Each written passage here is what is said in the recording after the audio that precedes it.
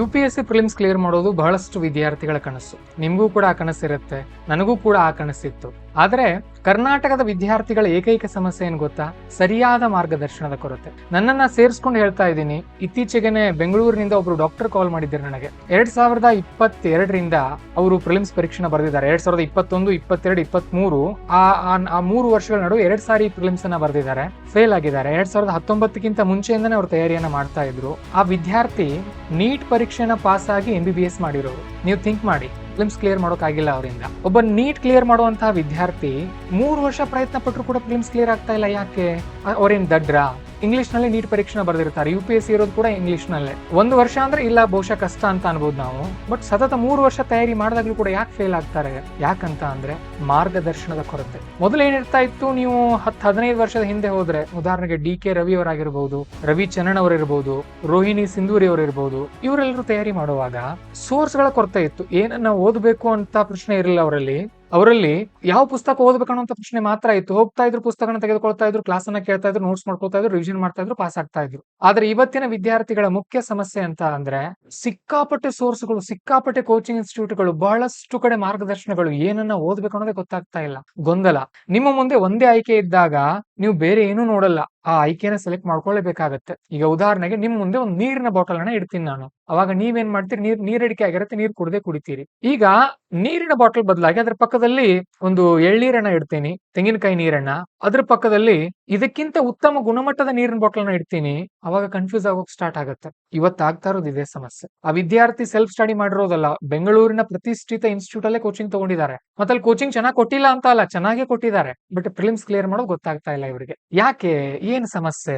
ಅದನ್ನ ಇವತ್ತಿನ ವಿಡಿಯೋದಲ್ಲಿ ನಾನು ನಿಮ್ಗೆ ಹೇಳೋನಿದ್ದೀನಿ. ಈ ವಿಡಿಯೋನ ನೀವು ಸಿಸ್ಟಮೆಟಿಕ್ ಆಗಿ ಕೇಳ್ಕೊಂಡು ಇದರಲ್ಲಿ ನನ್ನ ಪರ್ಸ್ಪೆಕ್ಟಿವ್ ಆಗಿ ನಾನು ಹೇಳ್ತೀನಿ. ಅಂದ್ರೆ ಒಬ್ಬ ವಿದ್ಯಾರ್ಥಿ ಈಗ 2026ರ ಪ್ರಿಲಿಮ್ಸ್ ಬರಿಬೇಕು ಅಂತ ಇದ್ದಾನ ಅನ್ಕೊಂಡ್ರೆ, ಅಕಸ್ಮಾತ್ ನಾನೇ ಬರಿತಾ ಇದ್ರೆ ನಾನು ಯಾವ ತರ ತಯಾರಿ ಮಾಡ್ಕೊಳ್ತಾ ಇದ್ದೆ ಅನ್ನೋದನ್ನ ನಿಮ್ಗೆ ಈ ವಿಡಿಯೋದಲ್ಲಿ ಹೇಳ್ಕೊಡ್ತೀನಿ.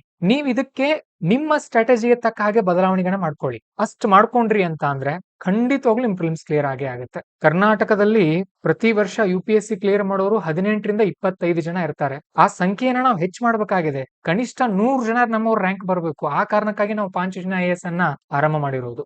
ನಾವು ಆ ಸಂಸ್ಥೆಯನ್ನು ಆರಂಭ ಮಾಡಿ 2.5 ವರ್ಷ ಆಗಿದೆ. ನಮ್ಮಿಂದ ಇನ್ನೂ ಕೂಡ ರಿಸಲ್ಟ್ ಗಳು ಬರ್ತಾ ಇಲ್ಲ ಅಂತ ಒಂದು ಕೊರಗು ನಮ್ಮಲ್ಲಿ ಕಾಡ್ತಾ ಇದೆ. ಬಟ್ ಹಾಗಂತ ನಮ್ಮ ವಿದ್ಯಾರ್ಥಿಗಳು ಸಂಪೂರ್ಣವಾಗಿ ಡಲ್ ಇದಾರಂತ ಅಲ್ಲ. ಇಲ್ಲಿವರೆಗೂ ಆನ್ಲೈನ್ ಅಲ್ಲಿ ಎಲ್ಲಾ ಸಣ್ಣ ಪುಟ್ಟ ಕೋರ್ಸ್ ಅನ್ನ ತೆಗೆದುಕೊಂಡ್ರು ಕೂಡ 1000 ವಿದ್ಯಾರ್ಥಿಗಳಿಗೆ ನಾವು ಕೋಚಿಂಗ್ ಅನ್ನ ಕೊಟ್ಟಿದ್ದೀವಿ. ಆಫ್ಲೈನ್ ಅಲ್ಲಿ ಇಲ್ಲಿವರೆಗೂ ಸುಮಾರು 60 ಜನ ವಿದ್ಯಾರ್ಥಿಗಳಾಗಿದ್ದಾರೆ. ಸೊ ಇಂತಹ ಒಂದು ಸಂದರ್ಭ ಇರುವಾಗ ನಿಮ್ಮನ್ನ ಪ್ರಿಲಿಮ್ಸ್ ಕ್ಲಿಯರ್ ಮಾಡ್ಸೋಕಂತಾನೆ ಹುಟ್ಟಿರುವಂತ ಸಂಸ್ಥೆ ನಮ್ಮದಿರುವಾಗ ನಾವು ಅದರ ಗೈಡೆನ್ಸ್ ಅನ್ನು ನಿಮ್ಗೆ ಕೊಡ್ಲೇಬೇಕಾಗುತ್ತೆ. ಅದ್ರ ಬಗ್ಗೆ ಸಂಪೂರ್ಣವಾಗಿ ನಾನು ನಿಮ್ ಜೊತೆ ಮಾತಾಡ್ತೀನಿ. ವಿಡಿಯೋ ಸ್ವಲ್ಪ ಲೆಂಗ್ದಿ ಆಗ್ಬಹುದು, ಬಟ್ ದಯವಿಟ್ಟು ನೀವೇನಾದ್ರೂ ಪ್ರಿಲಿಮ್ಸ್ ಕ್ಲಿಯರ್ ಮಾಡೋರೇ ಆಗಿದ್ರೆ ಈ ವಿಡಿಯೋನ ಮನಸ್ಫೂರ್ತಿಯಾಗಿ ಕೇಳಿ. ಬೇರೆ ಏನು ಬೇಡ. ನಾನಿಲ್ಲಿ ಕೊಡುವಂತ ಮಾರ್ಗದರ್ಶನ ನಿಮಗೆ ಸಂಪೂರ್ಣವಾಗಿ ಸ್ಯಾಟಿಸ್ಫ್ಯಾಕ್ಷನ್ ಕೊಡುತ್ತೆ. ನೀವೇನನ್ನ ಮಾಡ್ಬೇಕು, ಏನನ್ನ ಮಾಡಬಾರ್ದು ಅನ್ನೋದನ್ನ ಇದು ತಿಳಿಸ್ಕೊಡುತ್ತೆ ನಿಮ್ಗೆ. ವಿದ್ಯಾರ್ಥಿಗಳೇ, ಟಾಪರ್ಗಳು ಪೂರ್ತಿ ಸತ್ಯವನ್ನು ಹೇಳಲ್ಲ, ಪೂರ್ತಿ ಸುಳ್ಳನ್ನು ಹೇಳಲ್ಲ. ಅವ್ರಿಗೆ ಯಾವ್ದು ವರ್ಕ್ ಆಗಿರುತ್ತೆ ಅದನ್ನ ಅವ್ರು ಹೇಳಿರ್ತಾರೆ. ಹಾಗಾಗಿ ಪೂರ್ತಿಯವ್ರನ್ನ ಬ್ಲೈಂಡ್ ಆಗಿ ನಂಬಬೇಡಿ, ಅಥವಾ ನಂಬದೇನೂ ಇರಬೇಡಿ. ಇದು ನಮ್ ಗುರುಗಳು ನಮ್ಗೆ ಹೇಳ್ತಾ ಇದ್ರು, ನಾನು ಕೂಡ ನಿಮ್ಗೆ ಹೇಳ್ತಾ ಇದ್ದೀನಿ. ಒಂದು ಹಠವನ್ನ ತೊಟ್ಕೊಳ್ಳಿ. ಏನಂತ ಅಂದ್ರೆ, ನಾನು ಪ್ರಿಲಿಮ್ಸ್ ಕ್ಲಿಯರ್ ಆಗೋವರೆಗೂ ಯಾವುದೇ ಕಾರಣಕ್ಕೂ ಕೂಡ ಎದೆಗುಂದೋದಿಲ್ಲ. ಏನೇನ್ ಕೊರತೆ ಇದೆ ನಾನು ಪತ್ತೆ ಮಾಡ್ಕೊಳ್ತೀನಿ, ಪ್ರಯತ್ನ ಪಡ್ತೀನಿ, ಯಶಸ್ವಿ ಆಗ್ತೀನಿ. ಹಾಗೆ ಆಗುತ್ತೆ, ಆಗಬಹುದು, ಮಾಡಬಹುದು. 1000 ವಿದ್ಯಾರ್ಥಿಗಳಿಗೆ ಕೋಚಿಂಗ್ ಕೊಟ್ಟಿದೀವಿ ಅಂತ ಹೇಳ್ತಾ ಇದೀನಲ್ಲ ನಿಮ್ಗೆ. ಅದರಲ್ಲಿ ಬಹಳಷ್ಟು ಜನ ಪ್ರಿಲಿಮ್ಸ್ ಕ್ಲಿಯರ್ ಮಾಡಿರೋರು ಕೂಡ ನಮ್ಮಲ್ಲಿ ಮೇನ್ಸ್ ತಯಾರಿ ಮಾಡ್ತಾ ಇದ್ದಾರೆ. ಆದ್ರೆ ನಿಜ ಹೇಳ್ತೀನಿ, ಬಹಳಷ್ಟು ಬಡ ವಿದ್ಯಾರ್ಥಿಗಳು ಕಾರಣಾಂತರಗಳಿಂದಾಗಿ ಪ್ರಿಲಿಮ್ಸ್ ಕ್ಲಿಯರ್ ಮಾಡಿದ್ರು ಕೂಡ ಬಡತನದ ಕಾರಣಕ್ಕಾಗಿ ಅವರು ಮೇನ್ಸ್ ತಯಾರಿ ಮಾಡೋಕ್ ಆಗ್ತಾ ಇಲ್ಲ. ಅವ್ರು ಬಿಟ್ಟು ಜಾಬ್ ಮಾಡ್ಕೊಂಡು ಈ ಕಡೆ ತಯಾರಿ ಮಾಡ್ತಾ ಇದ್ದಾರೆ. ನೀವು ಬಹಳಷ್ಟು ಜನ ಲಕ್ಕಿ ಇದೀರಿ. ಇದರಲ್ಲಿ ನಿಮ್ ಮನೇಲಿ ಸಪೋರ್ಟ್ ಮಾಡ್ತಾ ಇದಾರೆ. ನಿಮಗೆ ಪ್ರತಿ ತಿಂಗಳು ಎಷ್ಟೋ ಖರ್ಚು ಅವ್ರಿಗೆ ಎಷ್ಟೋ ಕಷ್ಟಪಟ್ಟು ನಿಮಗೆ ಸ್ವಲ್ಪ ದುಡ್ಡನ್ನ ಹೊಂದಿಸಿ ಕೊಟ್ಟು ನಿಮ್ಮನ್ನ ದೊಡ್ಡ ದೊಡ್ಡ ಸಿಟಿಗಳಿಗೆ ಕಳಿಸಿದ್ದಾರೆ. ನಿಮ್ಮನ್ನ ನಂಬಿ ಆಫ್ಲೈನ್ ತರಗತಿಗಳಿಗೆ ಹಾಕಿದ್ದಾರೆ. ಅದು ಬೆಳಗಾವಿನೇ ಇರಬಹುದು, ಧಾರವಾಡ ಇರಬಹುದು, ಮೈಸೂರು ಇರಬಹುದು, ದಾವಣಗೆರೆ ಇರಬಹುದು, ಬೆಂಗಳೂರು ಇರಬಹುದು, ಮತ್ತೆ ಯಾವ್ದು ಸಿಟಿ ಆಗಿರಬಹುದು. ದಯವಿಟ್ಟು ನೀವು ಕೋಚಿಂಗ್ ತೆಗೆದುಕೊಳ್ಳುವಾಗ 1 ವರ್ಷ ಸಂಪೂರ್ಣವಾಗಿ ಅದರಲ್ಲಿ ತೊಡಗಿಸ್ಕೊಳ್ಳಿ. ಆ ಕೋಚಿಂಗ್ ಮುಗಿಯುವವರೆಗೂ ಬೇರೆ ಏನೂ ಮಾಡ್ಲಿಕ್ಕೂ ಹೋಗ್ಬೇಡಿ. ದಯವಿಟ್ಟು ಇದು ನಾನ್ ನಿಮ್ಗೆ ಆದೇಶ ಅಂತ ಕೊಡ್ತಾ ಇಲ್ಲ, ಒಂದು ವಿನಂತಿ ಅಂತ ಕೇಳ್ಕೊಳ್ತಾ ಇದ್ದೀನಿ. ಯಾಕಂದ್ರೆ ನಾನು ನೋಡ್ತಾ ಇದ್ದೀನಿ, ಬಹಳಷ್ಟು ವಿದ್ಯಾರ್ಥಿಗಳು ಕೋಚಿಂಗ್ ಮುಗಿದ್ಮೇಲೆ ಮಾಡಿದ್ರೆ ಆಯ್ತು ಅನ್ನುವಂತ ಮನಸ್ಥಿತಿಯಲ್ಲಿ ಕಂಡು ಬರ್ತಾ ಇದ್ದಾರೆ. ತುಂಬಾ ದೊಡ್ಡ ತಪ್ಪಿದು. ನೀವ್ ಹೀಗ ಅನ್ಕೊಳ್ರಿ, ಕೋಚಿಂಗ್ ಮುಗಿದ್ಮೇಲೆ ನಾನು ಆಮೇಲೆ ಬೇಕಾದ್ರೆ ಎಂಜಾಯ್ ಮಾಡ್ತೀನಿ. ಈಗ ಬೇಡ. ಕೋಚಿಂಗ್ ಮುಗಿಲಿ 1 ವರ್ಷ, ಸಿಸ್ಟಮೆಟಿಕ್ ಆಗಿ ತಯಾರಿ ಆಗ್ಲಿ 1 ವರ್ಷ. ಅದ್ರ ನಂತರ ನೀವು ಪ್ರತಿದಿನ 4 ಗಂಟೆ ಅಭ್ಯಾಸ ಮಾಡಿದ್ರು ಕೂಡ ನಡೆಯುತ್ತೆ. ಅರ್ಥ ಆಯ್ತಾ? ಆಮೇಲೆ ಕನಿಷ್ಠ 1ರಿಂದ 2 ವರ್ಷ ಆದ್ರೂ, ಮೊದಲ 1-2 ವರ್ಷ ತುಂಬಾ ಸೀರಿಯಸ್ ಆಗಿ ನೀವು ತಯಾರಿ ಮಾಡ್ಬೇಕಾಗತ್ತೆ. ನಾನು ನಮ್ಮ ಟೆಲಿಗ್ರಾಮ್ ಚಾನಲ್ 2 ಪ್ರಬಂಧಗಳನ್ನ ಶೇರ್ ಮಾಡಿದ್ದೀನಿ. ಅದರಲ್ಲಿ ಒಬ್ರು ತೇಜಸ್ವಿನಿ ಅಂತ ಮತ್ತೊಬ್ರು ಚೈತ್ರ ಅಂತ ವಿದ್ಯಾರ್ಥಿನಿ. ಅವ್ರ ವಯಸ್ಸು ಎಷ್ಟು ಗೊತ್ತಾ? 20-21 ವಯಸ್ಸು ಅವ್ರದ್ದು ಈಗ. ಎಷ್ಟು ಚೆನ್ನಾಗಿ ಪ್ರಬಂಧ ಬರ್ದಿದ್ದಾರೆ ಗೊತ್ತಾ? ನಿಜಕ್ಕೂ ನೋಡಿ ಅನಿಸ್ತು ನನಗೆ, ಇಂಥ ವಿದ್ಯಾರ್ಥಿಗಳ ಪ್ರಿಲಿಮ್ಸ್ ಕ್ಲಿಯರ್ ಮಾಡಿದ್ರು ಅನ್ಕೊಳ್ಳಿ, ಕರ್ನಾಟಕಕ್ಕೆ 2015ರಲ್ಲಿ ಹೇಗೆ ನಂದಿನಿ ಮೇಡಮ್ ಅವ್ರ ರ್ಯಾಂಕ್ ತಗೊಂಡ್ ಬಂದಿದ್ರು ಹಾಗೆ ತೆಗೆದುಕೊಂಡು ಬಂದೇ ಬರ್ತಾರೆ ಇವ್ರಂತ ಖುಷಿ ಆಯ್ತು ನನಗೆ. ಅಂತಹ ವಿದ್ಯಾರ್ಥಿಗಳನ್ನ ಹುಡುಕ್ತಾ ಇದೀವಿ. ಅವ್ರು ನಮ್ಮಲ್ಲಿ ಕೋಚಿಂಗ್ ತೆಗೆದುಕೊಂಡಿಲ್ಲ, ಬೆಂಗಳೂರಲ್ಲಿ ತೆಗೆದುಕೊಂಡಿದ್ದಾರೆ. ಯಾವಾಗ PUC ಮುಗಿದ ತಕ್ಷಣ ಹೋಗಿ ಕೋಚಿಂಗ್ ತೆಗೆದುಕೊಂಡು ಬಂದಿದ್ದಾರೆ. ಅವ್ರು ಇಷ್ಟು ಚೆನ್ನಾಗಿ ಪ್ರಬಂಧ ಬರ್ದಿದ್ರು ಹೇಳ್ತೀನಿ, ನನಗೆ ತುಂಬಾ ಖುಷಿ ಆಯ್ತು. ಅಂತ ಬಹಳಷ್ಟು ವಿದ್ಯಾರ್ಥಿಗಳು ನಮ್ಮಲ್ಲಿದ್ದಾರೆ, ಕರ್ನಾಟಕದಲ್ಲಿದ್ದಾರೆ. ಅಂತವ್ರಿಗೋಸ್ಕರ ನಾವು ಕಾಯ್ತಾ ಇದ್ದೀವಿ. ಒಂದೇ ಒಂದು ಸಾರಿ ನೀವು ಪ್ರಿಲಿಮ್ಸ್ ಕ್ಲಿಯರ್ ಮಾಡಿದ್ರಿ ಅನ್ಕೊಳ್ಳಿ, ನಿಮ್ಮನ್ನ ತಡೆಯೋ ಶಕ್ತಿ ಯಾವುದು ಇರೋದಿಲ್ಲ. ಸರಿ, ತಡ ಮಾಡೋದು ಬೇಡ, ಬಾಳನೆ ಮಾತಾಡದೆ ಅನ್ಸುತ್ತೆ, ಬಟ್ ಇದು ಬೇಕಾಗಿತ್ತು. ನಿಮ್ಮನ್ನ ನೀವು ಕಾನ್ಫಿಡೆಂಟ್ ಆಗಿ ಇಟ್ಕೊಳ್ಬೇಕು, ಮುನ್ನುಗ್ತಾ ಇರ್ಬೇಕು ಅಷ್ಟೇ. ಪ್ರಿಲಿಮ್ಸ್ ಕ್ಲಿಯರ್ ಮಾಡ್ತೀರಿ. ಈ ಸ್ಟ್ರಾಟಜಿ ಹೇಳ್ಕೊಡ್ತೀನಿ.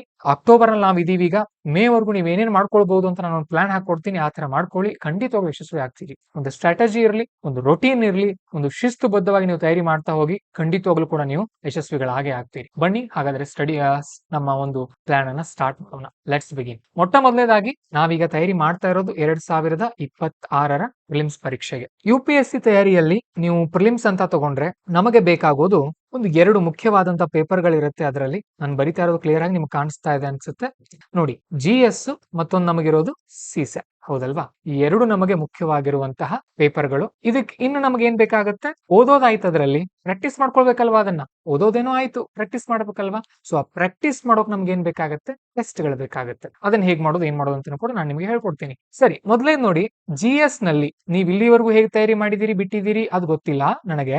ಆದ್ರೆ ಇನ್ನು ಮುಂದೆ ಯಾವ್ದ್ರ ಮೇಲೆ ಫೋಕಸ್ ಮಾಡ್ಬೇಕು ಅನ್ನೋದು ನಿಮ್ಗೆ ಮೊದಲೇ ಗೊತ್ತಿರಲಿ. ನೋಡಿ, ಎನ್ವೈರ್ಮೆಂಟ್, ಜಿಯೋಗ್ರಫಿ ಪ್ಲಸ್ ಮ್ಯಾಪಿಂಗ್, ಇಷ್ಟು ಸಬ್ಜೆಕ್ಟ್ ಗಳಿಂದಾನೇ ನಮಗೆ ಬರುವಂತ ಪ್ರಶ್ನೆಗಳು 30ಕ್ಕಿಂತ ಹೆಚ್ಚು. ಈ 2 ಸಬ್ಜೆಕ್ಟ್ ಅನ್ನ ನೀವು ಮೊದಲು ಮುಗಿಸ್ಕೊಳ್ಳೋದು ತುಂಬಾ ಮುಖ್ಯ. ಇವುಗಳಿಂದಾನೇ ನಿಮ್ ತಯಾರಿ ಸ್ಟಾರ್ಟ್ ಆಗ್ಬೇಕು. ಇವನ್ನ ನೀಟಾಗಿ ನೀವು ಸ್ಟಾರ್ಟ್ ಮಾಡ್ಕೊಳ್ಬೇಕು. ಇದಾದ ನಂತರ ಬರೋದು ಎಕಾನಮಿಯಿಂದಾನೇ ಪ್ರತಿ ವರ್ಷ 15ರಿಂದ 17 ಪ್ರಶ್ನೆಗಳನ್ನ ಕೇಳ್ತಾರೆ. ಇನ್ನು ಪಾಲಿಟಿ ಪ್ರತಿ ವರ್ಷ ಫಿಕ್ಸ್ 14ರಿಂದ 15 ಪ್ರಶ್ನೆಗಳು ಇದ್ದೇ ಇರುತ್ತೆ. ಸೊ ಇವೆರಡನ್ನು ಸೇರಿಸಿದಾಗ ನಮಗೆ ಎಷ್ಟಾಗ್ತಾ ಇದೆ? ಮತ್ತೆ 30 ಪ್ರಶ್ನೆಗಳು. ಅಂದ್ರೆ ಇಷ್ಟು 4ರಿಂದ 5 ಸಬ್ಜೆಕ್ಟ್ ಅನ್ನು ನೀವು ತಯಾರಿ ಮಾಡ್ಕೊಂಡ್ರಿ ಅನ್ಕೊಳ್ಳಿ, ಪ್ರಿಲಿಮ್ಸ್ ನಲ್ಲಿ ನಿಮಗೆ 60 ಅಂಕಗಳು 60 ಪ್ರಶ್ನೆಗಳು ಸುಲಭವಾಗಿ ನಿಮ್ಮ ಕೈ ತುತ್ತಾಗ್ತಾ ಇದೆ. ಈ 60 ಪ್ರಶ್ನೆಗಳು ಡೈರೆಕ್ಟ್ ಆಗಿ ಇರುತ್ತೆ ಅಂತ ಅಲ್ಲ, 60ರಲ್ಲಿ ಸುಮಾರು ಕೆಲವು ಪ್ರಶ್ನೆಗಳು ಕರೆಂಟ್ ಅಫೇರ್ಸ್ ಲಿಂಕ್ಡ್ ಆಗಿಯೂ ಕೂಡ ಇರಬಹುದು. ಇನ್ನು ಮತ್ತೇನ್ ಕೇಳ್ತಾರೆ ಸರ್ ಇದರಲ್ಲಿ ನೀವಂತ ಕೇಳಿದ್ರೆ, ಸೈನ್ಸ್ ಅಂಡ್ ಟೆಕ್ನಾಲಜಿಯಿಂದ 12ರಿಂದ 15 ಪ್ರಶ್ನೆಗಳು ಬರುತ್ತೆ. ಇದು ಕೂಡ ಕರೆಂಟ್ ಅಫೇರ್ಸ್ ಲಿಂಕೇ ಜಾಸ್ತಿ ಇರುತ್ತೆ ಇದರಲ್ಲಿ. ನೀವು ಹಳೆಯ ಪುಸ್ತಕ ಹಿಡ್ಕೊಂಡು ಕೂತ್ಕೊಳ್ಳಿಕ್ ಹೋಗ್ಬೇಡ್ರಿ. NCERT ಓದ್ಬೇಕು ಸರ್ ನಾವು ಅಂತ ಹೇಳಿ ಆ NCERT ಪುಸ್ತಕ PUC first year physics, chemistry ಅದನ್ನೆಲ್ಲ ಕೂತ್ಕೊಳ್ಳೋಗತ್ತೆ ಇಲ್ಲ. ಎಷ್ಟು ಓದ್ಬೇಕಷ್ಟೇ ಓದ್ಬೇಕು. ಅನಗತ್ಯವಾಗಿ ಓದ್ಲಿಕ್ಕೆ ಹೋಗ್ಬೇಡಿ. ಎಷ್ಟು ಬೇಕು ಅಷ್ಟೇ ಇರಬೇಕು, ಲಿಮಿಟೆಡ್ ಆಗಿರ್ಬೇಕು. ಸರಿ, ಈಗ ಎಷ್ಟಾಯ್ತು ನಮ್ಮ ಪ್ರಶ್ನೆಗಳ ಸಂಖ್ಯೆ? 60 ಪ್ಲಸ್ 15 ಅಂತ ತಗೊಳ್ತೀನಿ ನಾನು. ಕರೆಂಟ್ ಅಫೇರ್ಸ್ ಎಲ್ಲ ಮಿಕ್ಸ್ ಮಾಡಿ ಸೇರಿಸಿದಾಗ 75 ಪ್ರಶ್ನೆಗಳನ್ನ ನೀವು ಅಟೆಂಡ್ ಮಾಡಬಹುದು. ಈಗ ಇಷ್ಟೇ ಸಬ್ಜೆಕ್ಟ್ ಓದ್ಕೊಂಡು ಹೋಗಿ 75 ಅಟೆಂಡ್ ಮಾಡಬಹುದು. ನೆನಪಿರಲಿ, ಹಿಸ್ಟ್ರಿ ಬಿಟ್ಟು ಹೋದ್ರೂ ಕೂಡ ನಡೆಯುತ್ತೆ. ಇದು ಬಹಳಷ್ಟು ವಿದ್ಯಾರ್ಥಿಗಳಿಗೆ ಗೊತ್ತಿಲ್ಲ. ಹಿಸ್ಟ್ರಿ ಬಿಟ್ಟು ಹೋದ್ರೂ ಕೂಡ ನಡೆಯುತ್ತೆ. ಬಟ್ ಹಿಸ್ಟ್ರಿ ಯಾರ್ದು ಸ್ಟ್ರಾಂಗ್ ಇರುತ್ತೆ, ಯಾರ್ದು ವೀಕ್ ಇರುತ್ತೆ, ಅಲ್ಪ ಸ್ವಲ್ಪ ಏನಾದ್ರು ನೋಡ್ಕೊಂಡೇ ಹೋಗ್ಬೇಕು. ಹಿಸ್ಟ್ರಿನಲ್ಲಿ ಏನ್ ಓದ್ಕೊಂಡು ಹೋಗ್ಬೇಕು ಸರ್ ನಾವು ಹಾಗಾದ್ರೆ ಅಂತ ಅಂದ್ರೆ, ಮೊದಲನೇದು ಮಾಡರ್ನ್ ಹಿಸ್ಟ್ರಿ, ಆಮೇಲೆ ಆರ್ಟ್ ಅಂಡ್ ಕಲ್ಚರ್. ಯಾಕೆ ಇವನ್ ಓದ್ಲೇಬೇಕು ಸರ್ ಅಂತ ಅಂದ್ರೆ, ಇವನ್ ಬಿಟ್ರು ಕೂಡ ನಡೀತಾ ಇತ್ತು ಅಂತ ನಾನು ಹೇಳ್ಬಹುದು, ಬಟ್ ಬಿಡೋ ಹಾಗಿಲ್ಲ. ಯಾಕಂತ ಅಂದ್ರೆ ಇವು ಮೇನ್ಸ್ಗೂ ಕೂಡ ತುಂಬಾ ಮುಖ್ಯ. Medieval history, ancient history mains ಅಲ್ಲಿ ಯಾರು ಕೇಳಲ್ಲ ನಿಮ್ಮನ್ನ. ಬಟ್ ಆರ್ಟ್ ಅಂಡ್ ಕಲ್ಚರ್ ಮತ್ತೆ ಈ ಒಂದು ಏನಿದು ಮಾಡರ್ನ್ ಹಿಸ್ಟ್ರಿನ ಕೇಳ್ತಾರೆ. ನೆನ್ಪಿಟ್ಕೊಳ್ಳಿ, ಆರ್ಟ್ ಅಂಡ್ ಕಲ್ಚರ್ ಮತ್ತೆ ಮಾಡರ್ನ್ ಹಿಸ್ಟ್ರಿನ ನಿಮಗೆ ಮೇನ್ಸ್ ಅಲ್ಲಿ ಕೂಡ ಕೇಳ್ತಾರೆ. ಆ ಕಾರಣಕ್ಕೆ ಇವು ಬೇಕಾಗುತ್ತೆ. ಎಷ್ಟು ಪ್ರಶ್ನೆಗಳು ಸರ್ ಬರುತ್ತೆ ಇದರಿಂದ ಅಂತ ನೀವು ಕೇಳಿದ್ರೆ, ಮಾಡರ್ನ್ ಹಿಸ್ಟ್ರಿಯಿಂದ ಬರೋದು ಮ್ಯಾಕ್ಸಿಮಮ್ 5 ಪ್ರಶ್ನೆಗಳು, ಆರ್ಟ್ ಅಂಡ್ ಕಲ್ಚರ್ ಇಂದ ಬರೋದು ಒಂದು 3 ಪ್ರಶ್ನೆಗಳು. ಅಂದ್ರೆ 2 ಸೇರಿಸಿದ್ರೆ 8 ಪ್ರಶ್ನೆ ಅಂತ ಅನ್ಕೊಳ್ಳಿ.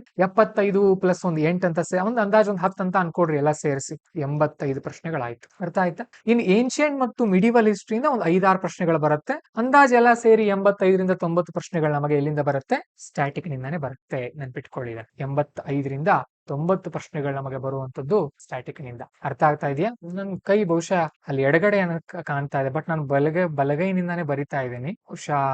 ನಾವೀಗ ಕರೆಕ್ಟ್ ಆಯ್ತು. ಈಗ ಬಲಗಡೆ ಕಾಣುತ್ತೆ ನಿಮಗೆ. ಓಕೆ, ಸೊ ಇಲ್ಲಿ 85ರಿಂದ 90 ಪ್ರಶ್ನೆಗಳು ನಮಗೆ ಸ್ಟ್ಯಾಟಿಕ್ ಇಂದ ಬರೋದು. ಇನ್ನು ಕರೆಂಟ್ ಅಫೇರ್ಸ್ ಇಂದ ನಮಗೆ ಬರುವಂತ ಪ್ರಶ್ನೆಗಳು ಅಂತ ಅಂದ್ರೆ ಸುಮಾರು 12ರಿಂದ 15 ಪ್ರಶ್ನೆಗಳು ಕರೆಂಟ್ ಅಫೇರ್ಸ್ ಇಂದ ನೇರವಾಗಿ ಬರುತ್ತೆ. ಇಲ್ಲಿ ನೀವು ನೆನಪಿಟ್ಕೊಳ್ಬೇಕಾಗಿರುವಂತಹ ಪಾಯಿಂಟ್ ಏನಂತ ಅಂದ್ರೆ, ಸ್ಪಷ್ಟವಾಗಿ ನೆನಪಿಟ್ಕೊಳ್ಳಿ, ಪ್ರಿಲಿಮ್ಸ್ ನಲ್ಲಿ ಸ್ಟ್ಯಾಟಿಕ್ ಕಿಂಗ್ ಆಗಿ ವರ್ಕ್ ಆಗುತ್ತೆ. ಪ್ರಿಲಿಮ್ಸ್ ನಲ್ಲಿ without static you can't clear UPSC prelims.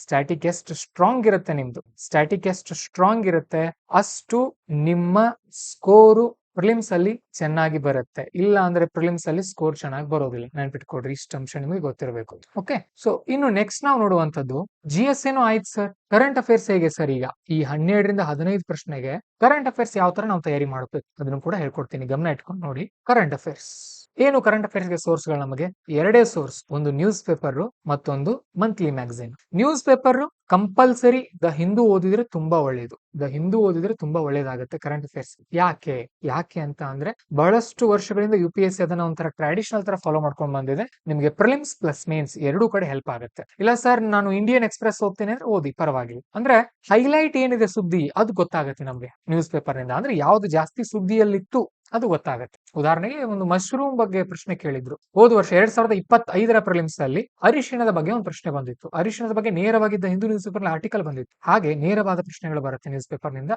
ಎಷ್ಟು ಓದೋದು ಸರ್ ಹಾಗಾದ್ರೆ? ಪ್ರತಿದಿನ 20ರಿಂದ 30 ನಿಮಿಷ ಅಷ್ಟೇ ಓದಿ. ನಾನು ಬಹಳಷ್ಟು ಇಂಟೆಲಿಜೆಂಟ್ ಆಗಬೇಕು ಅಂತ ಹೇಳಿ ನೀವು ಪ್ರತಿದಿನ ಅದಕ್ಕೋಸ್ಕರನೇ 1.5-2 ಗಂಟೆ ಎಲ್ಲ ಈಗ ತಯಾರಿ ಮಾಡ್ಕೊಳ್ಳೋ ಅಗತ್ಯ ಇಲ್ಲ. 20ರಿಂದ 30 ನಿಮಿಷ ಏನು ಹೆಡ್ಡಿಂಗ್ಸ್ ಓದ್ಕೊಳ್ಳಿ, ಒಳಗಡೆ ಒಂದು ಆರ್ಟಿಕಲ್ ಅನ್ನ ಚೆನ್ನಾಗಿ ಓದ್ಕೊಳ್ಳಿ, ಯಾವ್ದು ಜಾಸ್ತಿ ಸುದ್ದಿಯಲ್ಲಿದೆ ಅದ್ರ ಮೇಲೆ ಫೋಕಸ್ ಮಾಡಿ, ತಿಳ್ಕೊಳ್ಳಿ, ಅರ್ಥ ಮಾಡ್ಕೊಳ್ಳಿ. ಒಬ್ಬ ಆಫೀಸರ್ ತರ ಓದಿ, ರಾಜಕಾರಣಿಗಳ ಬಗ್ಗೆ ಓದೋ ಅಗತ್ಯ ಇಲ್ಲ ನಮಗೆ. ಓಕೆ, ಇದು ಮಹತ್ವವಾಗಿರುವಂತ ಅಂಶ. ನ್ಯೂಸ್ ಪೇಪರ್ ಅಲ್ಲಿ 20ರಿಂದ 30 ನಿಮಿಷ ಅದಕ್ಕೆ ಕೊಟ್ರೆ ಸಾಕಾಗುತ್ತೆ. ಇನ್ನು ಬರುವಂತದ್ದು ಮಂತ್ಲಿ ಮ್ಯಾಗಝಿನ್. ನಾನು ಇದ್ರಲ್ಲಿ ನಿಮ್ಗೆ ರೆಕಮೆಂಡ್ ಮಾಡೋದು ವಿಷನ್ IAS ಮಂತ್ಲಿ ಮ್ಯಾಗಝಿನ್. ಯಾಕೆ? ಬಹಳಷ್ಟು ವಿದ್ಯಾರ್ಥಿಗಳು ಓದ್ತಾರೆ, 2-3 ಲಕ್ಷ ವಿದ್ಯಾರ್ಥಿಗಳು ಈ ಮ್ಯಾಗಝಿನ್ ಅನ್ನ ಓದ್ತಾರೆ. ಅಂದ್ರೆ ಅವ್ರಿಗೆ ಗೊತ್ತಿರೋದು ನಿಮ್ಗೂ ಗೊತ್ತಿರ್ಲೇಬೇಕು. ಅವ್ರಿಗೆ ಗೊತ್ತಿದೆ ನಿಮಗ್ ಗೊತ್ತಿಲ್ಲ ಅಂತ ಅಂದ್ರೆ ನೀವು ಹಿಂದೆ ಉಳಿದು ಬಿಡ್ತೀರಿ. ಆ ಕಾರಣಕ್ಕಾಗಿ ಇದೇ ಮ್ಯಾಗಝಿನ್ ನ ಓದ್ಬೇಕು, ನೆನ್ಪಿಟ್ಕೊಳ್ಳಿ. ಇದು ನನ್ನ ವೈಯಕ್ತಿಕವಾದಂತ ಸಲಹೆ. ಬಹಳಷ್ಟು ಟಾಪರ್ಗಳು ಕೂಡ ಇದನ್ನ ಓದಿದ್ದಾರೆ. ಮತ್ತೆ ಯಾರು ವಿಷನ್ IAS ಮಂತ್ಲಿ ಮ್ಯಾಗಝಿನ್ ನೀವು ಓದ್ತೀರಿ, ನೀವು PT 365 ಓದುವಂತ ಅಗತ್ಯ ಇರೋದಿಲ್ಲ ಸಾಮಾನ್ಯವಾಗಿ. ಅಲ್ಲಿ ನಿಮ್ಗೆ ಟೈಮ್ ಸೇವ್ ಆಗುತ್ತೆ. ಇದಕ್ಕೆ ಪ್ರತಿದಿನ 1 ಅವರ್ ನೀವು ಕೊಡ್ಲೇಬೇಕಾಗುತ್ತೆ. ಅಂದ್ರೆ ಎಲ್ಲ ಅಂದಾಜು ಸೇರಿಸಿ ಪ್ರತಿದಿನ 2 ಸೇರಿ 2 ಅವರ್ ಕರೆಂಟ್ ಅಫೇರ್ಸ್. ಇದೊಂದು 30 ನಿಮಿಷ ಪ್ರಜಾವಾಣಿ, ಕನ್ನಡ ಮೀಡಿಯಂನವ್ರು ಬೇಕಾದ್ರೆ ಪ್ರಜಾವಾಣಿ ಓದ್ಕೊಳ್ಬಹುದು. ಸೊ ಈ ತರ ನೀವೊಂದು 2 ಅವರ್ ಕರೆಂಟ್ ಅಫೇರ್ಸ್ ಗೋಸ್ಕರ ಮೀಸಲಿಡಬಹುದು ಪ್ರತಿದಿನ. ಇನ್ ಮುಂದೆ ಸ್ಟಾರ್ಟ್ ಆಗಬೇಕು ಈ ತರ ಇದಕ್ಕೆ ತಯಾರಿ ಸ್ಟಾರ್ಟ್ ಆಗ್ಬೇಕಾಗತ್ತೆ. ಇನ್ನು ಕರೆಂಟ್ ಅಫೇರ್ಸ್ ಬಗ್ಗೆ ನಾನು ನಿಮಗೆ ಹೇಳಿದೆ. ಎಲ್ಲಿಂದ ಎಲ್ಲಿವರೆಗೂ ಓದ್ಬೇಕು ಸರ್ ನಾವು ಕರೆಂಟ್ ಅಫೇರ್ಸ್? ಇದು ಬಹಳಷ್ಟು ಜನರನ್ನ ಕಾಡುವಂತ ಪ್ರಶ್ನೆ. ನಮಗೆ ಮುಖ್ಯವಾಗಿ ಮೇ 2025ರಿಂದ ಮಾರ್ಚ್ 2026ರವರೆಗಿನ ಕರೆಂಟ್ ಅಫೇರ್ಸ್ ಗಳು ಬೇಕಾಗುತ್ತೆ. ಬಟ್ ನಾನು ಈಗ ಸ್ಟಾರ್ಟ್ ಮಾಡ್ತಾ ಇದ್ದೀನಿ ಸರ್. ಎಲ್ಲಿಂದ ಸ್ಟಾರ್ಟ್ ಮಾಡಿ? ಜುಲೈನಿಂದ ಸ್ಟಾರ್ಟ್ ಮಾಡಿ ಮೊದಲು. ಅದು ಮೇ ಮತ್ತು ಜೂನ್ ಇಟ್ಕೊಳ್ರಿ, ಹಾಗೆ ಬಾಕಿ ಇಟ್ಕೊಳ್ಳಿ. ಅದು ತುಂಬಾ ಹಳೇದು, ಈಗ ನೀವು ನೋಡ್ತಾ ಹೋದ್ರೆ ನೆನಪುಳಿಯೋದಿಲ್ಲ. ಅದು ಅಲ್ಲಿ ಬಾಕಿ ಇರ್ಲಿ. ನಮ್ ವಿಷನ್ IAS ಕ್ಲಾಸಸ್ ಮಾಡಿದ್ವಿ ನಾವು ಯೂಟ್ಯೂಬ್ ಅಲ್ಲಿ, ನಿಮ್ಗೆ ಸಿಗುತ್ತೆ. ಅದನ್ನ ಮಾರ್ಚ್ ಒಳಗಡೆ ನೀವು ಮುಗಿಸ್ಕೊಳ್ಬಹುದು. ಯಾಕಂದ್ರೆ ಅಲ್ಲಿವರೆಗೂ ಮ್ಯಾಕ್ಸಿಮಮ್ ನಿಮ್ದು ಸ್ಟ್ಯಾಟಿಕ್ ನೀಟಾಗಿ ಕವರ್ ಆಗಿರುತ್ತೆ. ಬಹಳಷ್ಟು ವಿದ್ಯಾರ್ಥಿಗಳು ಇದನ್ನ ಬಿಡ್ತಾರೆ, ಈಗಲೇ ಮೇ ಜೂನ್ ಹಿಡ್ಕೊಂಡು ಕೂತ್ಕೊಳ್ತಾರೆ, ಬೋರ್ ಆಗತ್ತೆ, ಬಿಟ್ಟು ಬಿಡ್ತಾರೆ. ಆತರ ಮಾಡ್ಬೇಡಿ ದಯವಿಟ್ಟು. ಈಗ ಮೊದಲು ಜುಲೈದ್ ಮುಗಿಸ್ಕೊಳ್ಳಿ, ಆಗಸ್ಟ್ ಮುಗಿಸ್ಕೊಳ್ಳಿ, ಅಕ್ಟೋಬರ್, ಹೀಗೆ ಜುಲೈನಿಂದ ನೀಟಾಗಿ ಫೆಬ್ರವರಿವರೆಗೂ ಬನ್ನಿ. ಅದು ಮುಗಿದ ತಕ್ಷಣ ಉಳಿದಿರೋದನ್ನ ಆಗ ಮುಗಿಸ್ಕೊಳ್ಬಹುದು. ನೀವು ಅರ್ಥ ಆಗ್ತಾ ಇದೆ ನಾನು ನಿಮ್ಗೆ ಹೇಳ್ತಾ ಇರೋದು? ಸೊ ಈ ತರ ನೀವು ಮಾಡ್ಕೊಂಡು ಹೋಗ್ಬೇಕಾಗತ್ತೆ. ಇನ್ನು GS ಆಯ್ತು ನಮ್ದು, ಸ್ಟ್ಯಾಟಿಕ್ ಸ್ಟ್ರಾಂಗ್ ಮಾಡ್ಕೊಂಡ್ರಿ. ಇದಾದ್ಮೇಲೆ ನಮಗೆ ಬೇಕಾಗುವಂತದ್ದು ಸಿಸ್ಯಾಟ್ ನಲ್ಲಿ ಬಹಳ ಬಾರಿ ಹೇಳಿದೀನಿ ನಾನು ನಿಮಗೆ. 80 ಪ್ರಶ್ನೆಗಳು, 25ರಿಂದ 27 ಇಂಗ್ಲಿಷ್ ಕಾಂಪ್ರಹೆನ್ಷನ್ ಇರುತ್ತೆ. ಆಮೇಲೆ ರೀಸನಿಂಗ್ ಮೊದಲು ತುಂಬಾ ಜಾಸ್ತಿ ಕೊಡ್ತಾ ಇದ್ರು, ಈಗ ತುಂಬಾ ಕಡಿಮೆ ಕೊಡ್ತಾ ಇದ್ದಾರೆ. ಇನ್ ಆಪ್ಟಿಟ್ಯೂಡ್ ಉಳಿದಿರೋದೆ. ಇದನ್ನ ಬಿಟ್ರೆ ಉಳಿದಿರೋದು ಏನಿದೆಯಾ, 35ರಿಂದ 40 ಪ್ರಶ್ನೆಗಳು ನಮಗೆ ಮ್ಯಾಥ್ಸ್ ಬರುತ್ತೆ. ಇಲ್ಲಿ ನಾನ್ ನಿಮಗೆ ಯಾಕೆ ಒಂದು ಹಿಂದಿನ ಸ್ಲೈಡ್ ನಲ್ಲಿ ಪ್ರತಿದಿನದ ಹಿಂದೂ ಓದ್ರಿ ಅಂತ ಹೇಳಿದೀನಿ ಅಂತ ಅಂದ್ರೆ, ಇಲ್ಲಿ ನಿಮ್ಮ ಭಾಷಾ ವೃದ್ಧಿ ಆಗತ್ತೆ. ಇಲ್ಲಿ ಏನ್ ಇಂಗ್ಲಿಷ್ ಕಾಂಪ್ರಹೆನ್ಷನ್ ಇರುತ್ತೆ ನೋಡಿ, ಡೆಡ್ ಈಸಿ. ಯಾಕಂದ್ರೆ ನಾನು ಈ ವರ್ಷ ಬರ್ದಿದ್ದೀನಿ ಎಕ್ಸಾಮ್ ಅನ್ನ, ಹೋಗಿ ಬರ್ದಿದ್ದೆ. ಯಾಕಂದ್ರೆ ನಾನು ಇಲ್ಲಿ ಕುಳಿತುಕೊಂಡು ಟೀಚ್ ಮಾಡೋದೇ ಬೇರೆ, ಎಕ್ಸಾಮ್ ಸೆಂಟರ್ ನಲ್ಲಿ ಹೋಗಿ ಕುಳಿತಾಗ ಆಗುವಂತ ಅನುಭವವೇ ಬೇರೆ. ಯಾವುದೇ ತಯಾರಿ ಇರ್ಲಿಲ್ಲ ಸಿಸ್ಯಾಟ್ ಅದು, ಯಾವುದೇ ತಯಾರಿ ಇರ್ಲಿಲ್ಲ. ಇಂಗ್ಲಿಷ್ ಕಾಂಪ್ರಹೆನ್ಷನ್ 27ಕ್ಕೆ 27 ಅಟೆಂಡ್ ಮಾಡಿದೀನಿ ನಾನು. ಮುಂದಿನ ವರ್ಷ ರಿಸಲ್ಟ್ ಬರುತ್ತೆ, ನನ್ನ ಮಾರ್ಕ್ಸ್ ಕಾರ್ಡ್ ಕೂಡ ಬರುತ್ತೆ. ನನ್ನ ಅಂದಾಜ್ ಚೆನ್ನಾಗಿದೆ. ಒಂದು 2-3 ಮಾರ್ಕ್ಸ್ ಅಲ್ಲಿ ಸಿಸ್ಯಾಟ್ ಮಿಸ್ ಆಗಿದೆ, ತಯಾರಿ ಇರ್ಲಿಲ್ಲ. ಯಾಕಂದ್ರೆ ನಾವೀಗ ಕೋಚಿಂಗ್ ಕೊಡೋದ್ರಲ್ಲಿ ಬಿಸಿ ಇದೀವಿ. ನಮ್ಮ ವಿದ್ಯಾರ್ಥಿಗಳ ರ್ಯಾಂಕ್ ತರ್ತಾರೆ ಅನ್ನೋ ವಿಶ್ವಾಸ ನನಗಿದೆ. ನಾನು ಅದ್ರ ಮೇಲೆ ಸಂಪೂರ್ಣ ಫೋಕಸ್ ಮಾಡಿದೀನಿ ಈಗ. ಓಕೆ, ಸೊ ಡೆಡ್ ಈಸಿ ಇರುತ್ತೆ. ಯಾರಿಗೆ ಇಂಗ್ಲಿಷ್ ಬರುತ್ತೆ, ಇಂಗ್ಲಿಷ್ ಓದೋಕ್ ಬಂದ್ರೆ ಸಾಕು, ಅರ್ಥ ಆದ್ರೆ ಸಾಕು, ನೀವು ಸಿಸ್ಯಾಟ್ ಅನ್ನ ಕ್ಲಿಯರ್ ಮಾಡಿಬಿಡ್ತೀರಿ. ಜೊತೆಗೆ ರೀಸನಿಂಗು ಒಂದು ಬರಬೇಕಾಗುತ್ತೆ. ಆಮೇಲೆ ಮ್ಯಾಥ್ಸ್ ನಲ್ಲಿ ನಂಬರ್ ಸಿಸ್ಟಮ್ ಅನ್ನುವಂತ ಒಂದು ಟಾಪಿಕ್ ಬರುತ್ತೆ, ಅದೊಂದು ಬರಬೇಕಾಗುತ್ತೆ. ಇಷ್ಟು ಮಾಡ್ಕೊಂಡ್ರಿ ಅಂದ್ರೆ 50ರಿಂದ 60 ಪ್ರಶ್ನೆಗಳು ನಿಮ್ ಕೈಯಲ್ಲಿ ಇರುತ್ತೆ. 50ರಿಂದ 60 ಪ್ರಶ್ನೆಗಳು ನಿಮ್ ಕೈಯಲ್ಲಿ ಇದ್ದಾಗ ನೀವು ಕನಿಷ್ಠ 45 ಅಟೆಂಡ್ ಮಾಡ್ಕೊಂಡು ಬನ್ನಿ. ಅದರಲ್ಲಿ ಒಂದು 5-6 ತಪ್ಪಾದ್ರೂ ಕೂಡ ನೀವು ಸಿಸ್ಯಾಟ್ ಅನ್ನ ಕ್ಲಿಯರ್ ಮಾಡ್ತೀರಿ. ಅರ್ಥ ಆಯ್ತಾ? ಸೊ ಹಾಗಾಗಿ ಸಿಸ್ಯಾಟ್ ಗೆ ನೀವು ಪ್ರತಿದಿನ ಈಗಲಿಂದಾನೇ ನಾನು ಸ್ಟಾರ್ಟ್ ಮಾಡ್ತೀನಿ ಸರ್ ಅಂತ ಅಂದ್ರೆ ನೀವು 1 ಅವರ್ ಕೊಡ್ಬಹುದು. ಪ್ರತಿದಿನ 1 ಅವರ್ ಇದಕ್ಕೋಸ್ಕರನೇ. ಈಗ ಹೋದ ವರ್ಷದವ್ರು 1 ಅವರ್ ಕೊಡ್ತಾ ಹೋಗ್ಬೋದು ಈಗಿಂದ. ಇಲ್ಲ ನಂದು ಇನ್ನೂ ಕ್ಲಾಸಸ್ ಆಗಿಲ್ಲ ಸರ್, ನಂದು ರಿವಿಷನ್ ಆಗಿಲ್ಲ ಅಂತ ಅಂದ್ರೆ ಕ್ಲಾಸಸ್ ಆಗೋವರೆಗೂ ವೇಟ್ ಮಾಡಿ, ನಡೆಯುತ್ತೆ ನಿಮ್ಗೆ. ಯಾಕಂದ್ರೆ ಕ್ಲಾಸಸ್ ಅಲ್ಲಿ ಮ್ಯಾಕ್ಸಿಮಮ್ ಫೋಕಸ್ ನಿಮ್ದು ಸರ್ PYQ ಗಳನ್ನು ಕೂಡ ಸಾಲ್ವ್ ಮಾಡ್ತಾರೆ ನಿಮಗೆ. ಆಮೇಲೆ ನೀವು ಅಲ್ಲೇ ಪ್ರಾಕ್ಟೀಸ್ ಮಾಡಿಸ್ತಾರೆ ನಿಮಗೆ. ಅದು ರೆಡಿ ಆಗ್ತೀರಿ, ಅದ್ರ ಬಗ್ಗೆ ಯಾವುದೇ ರೀತಿಯ ಚಿಂತೆ ಮಾಡುವ ಅಗತ್ಯ ಇಲ್ಲ. ಇದು ಸಿಸ್ಯಾಟ್ ದಾಗಿ. ಇನ್ನು ನನ್ನ ಕ್ಲಾಸಸ್ ಎಲ್ಲ ಆಗಿದೆ ಸರ್, ನಾನು ರಿವಿಷನ್ ಕೂಡ ಮಾಡ್ತಾ ಇದ್ದೀನಿ ನೀಟಾಗಿ, ನನ್ನ ಟೆಸ್ಟ್ ಅನ್ನ ನಾನು ಯಾವ ತರ ಅಟೆಂಡ್ ಮಾಡಬೇಕು, ಇದು ತುಂಬಾ ಮುಖ್ಯ. ಬಹಳಷ್ಟು ಜನರನ್ನ ಕಾಡುವಂತ ಪ್ರಶ್ನೆ, ಹೌದಲ್ವಾ? ಟೆಸ್ಟ್ ನಿಮ್ಮನ್ನ ನೀವು ಮಾಡ್ಕೊಳ್ಳೋಕೆ 2 ವಿಧಾನ ಇದೆ. ಒಂದು PYQಗಳು. ಅಂದ್ರೆ UPSC ಯಾವ ತರಹದ ಪ್ರಶ್ನೆಗಳನ್ನ ಕೇಳ್ತಾ ಇದೆ ಅಂತ ತೋರಿಸುತ್ತೆ ಇದು. ಇನ್ನೂ ಒಂದು ಯಾವುದು, ಟೆಸ್ಟ್ ಸಿರೀಸ್ ಗಳನ್ನ ಜಾಯಿನ್ ಆಗುವಂತದ್ದು, ಹೌದಲ್ವಾ? PYQಗಳಲ್ಲಿ ನೀವು ಇನ್ನೂ ಕಲಿಬೇಕಾಗಿರುವಂತ ತುಂಬಾ ಮುಖ್ಯವಾದಂತ ಅಂಶ ಎಲಿಮಿನೇಷನ್ ಟೆಕ್ನಿಕ್ಸ್. ಯಾರು ಪಾಂಚನಾಯಸ್ ನೀವು ಜಾಯಿನ್ ಆಗಿದ್ದೀರಿ, ಹೋದ ವರ್ಷ ಒಂದು 7-8 ಕ್ವಶನ್ ಪೇಪರ್ ಗಳನ್ನ ನಾವು ಎಲಿಮಿನೇಷನ್ ಟ್ರಿಕ್ಸ್ ಜೊತೆನೆ ಕಲ್ಸಿದೀವಿ, ಈ ವರ್ಷನೂ ಕೂಡ ಕಲ್ಸ್ಕೊಡ್ತೀವಿ. ಅದ್ರ ಸಪರೇಟ್ ಕೋರ್ಸ್ ಆಗಿ ನಾವು ಸೆಲ್ ಮಾಡೋಕ್ ಆಗಲ್ಲ, ಯಾಕಂದ್ರೆ ಅದನ್ನ ನಾವು ಬಹಳಷ್ಟು ಕಡೆಯಿಂದ ಕಲ್ತಿದೀವಿ.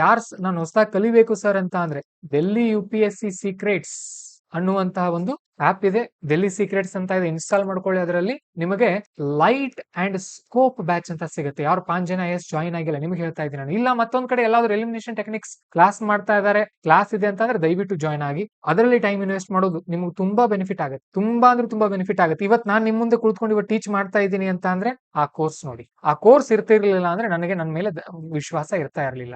ಯಾಕಂದ್ರೆ ಅಲ್ಲಿ ಏನ್ ಗೊತ್ತಾಯ್ತು ಅಂತ ಅಂದ್ರೆ ಆ ಲೈಟ್ ಅಂಡ್ ಸ್ಕೋಪ್ ಬ್ಯಾಚ್ ನಲ್ಲಿ ನನಗೆ ನಾಲೆಜ್ ಇದೆ, ಆದ್ರೆ UPSC ನಲ್ಲಿ ಕೆಲವೊಂದು ಟ್ರಿಕ್ಸ್ ಇದೆ, ಆ ಟ್ರಿಕ್ಸ್ ನನಗೆ ಗೊತ್ತಾಗಿಲ್ಲ, ಹಾಗಾಗಿ ನಾನು ಫೇಲ್ ಆಗ್ತಾ ಇದ್ದೀನಿ ಪ್ರಿಲಿಮ್ಸ್ ಅಲ್ಲಿ ಅಂತ ಗೊತ್ತಾಯ್ತು ನನಗೆ. ಅವಾಗ ನಾನು ಸ್ಟಾರ್ಟ್ ಮಾಡಿದ್ದು ಇದು ಕನ್ನಡದಲ್ಲಿ ಗೈಡೆನ್ಸ್ ಕೊಡಬೇಕು ಅಂತ. ಬಹಳಷ್ಟು ವಿದ್ಯಾರ್ಥಿಗಳು ಸ್ವಲ್ಪ ಸ್ವಲ್ಪ ಅಂಗಳಲ್ಲಿ ಫೇಲ್ ಆಗ್ತಾ ಇದ್ದಾರೆ, ಆದ್ರೆ ಅವ್ರು ಖಂಡಿತವಾಗ್ಲೂ ಪಾಸ್ ಆಗೇ ಆಗ್ತಾರೆ ಮುಂದಿನ ದಿನಗಳಲ್ಲಿ. ಇನ್ನೊಂದು ಎಕ್ಸಾಂಪಲ್ ನೆನಪು ಬರ್ತಾ ಇದೆ ನನಗೆ. ಒಬ್ಬ ವಿದ್ಯಾರ್ಥಿನಿ ಬೆಂಗಳೂರಿನವರು ಒಂದು ಕೋರ್ಸ್ ಮಾಡಿದ್ದಾರೆ. ಅವರು simple normal course, Kannada medium ವಿದ್ಯಾರ್ಥಿನಿ ಬೆಂಗಳೂರಿನಲ್ಲಿರೋರು. ಆ ವಿದ್ಯಾರ್ಥಿನಿ ಸತತ 4 ಪ್ರಿಲಿಮ್ಸ್ ಫೇಲ್, ನೆನ್ಪಿಟ್ಕೊಳ್ಳಿ. ನನಗೆ ಕಾಲ್ ಮಾಡಿ ಮಾತಾಡಿದಾರೆ ಅವರು. ಸತತ 4 ಪ್ರಿಲಿಮ್ಸ್ ಫೇಲ್ ಆ ವಿದ್ಯಾರ್ಥಿನಿ. ಹಿಂದೂ ನ್ಯೂಸ್ ಪೇಪರ್ ಓದೋಕ್ ಬರ್ತಾ ಇರಲಿಲ್ಲ ಅವ್ರಿಗೆ. 2019 UPSC ತಯಾರಿ ಮಾಡ್ತಾ ಇದ್ದಾರೆ, 19 ಅಥವಾ 20ರಿಂದ.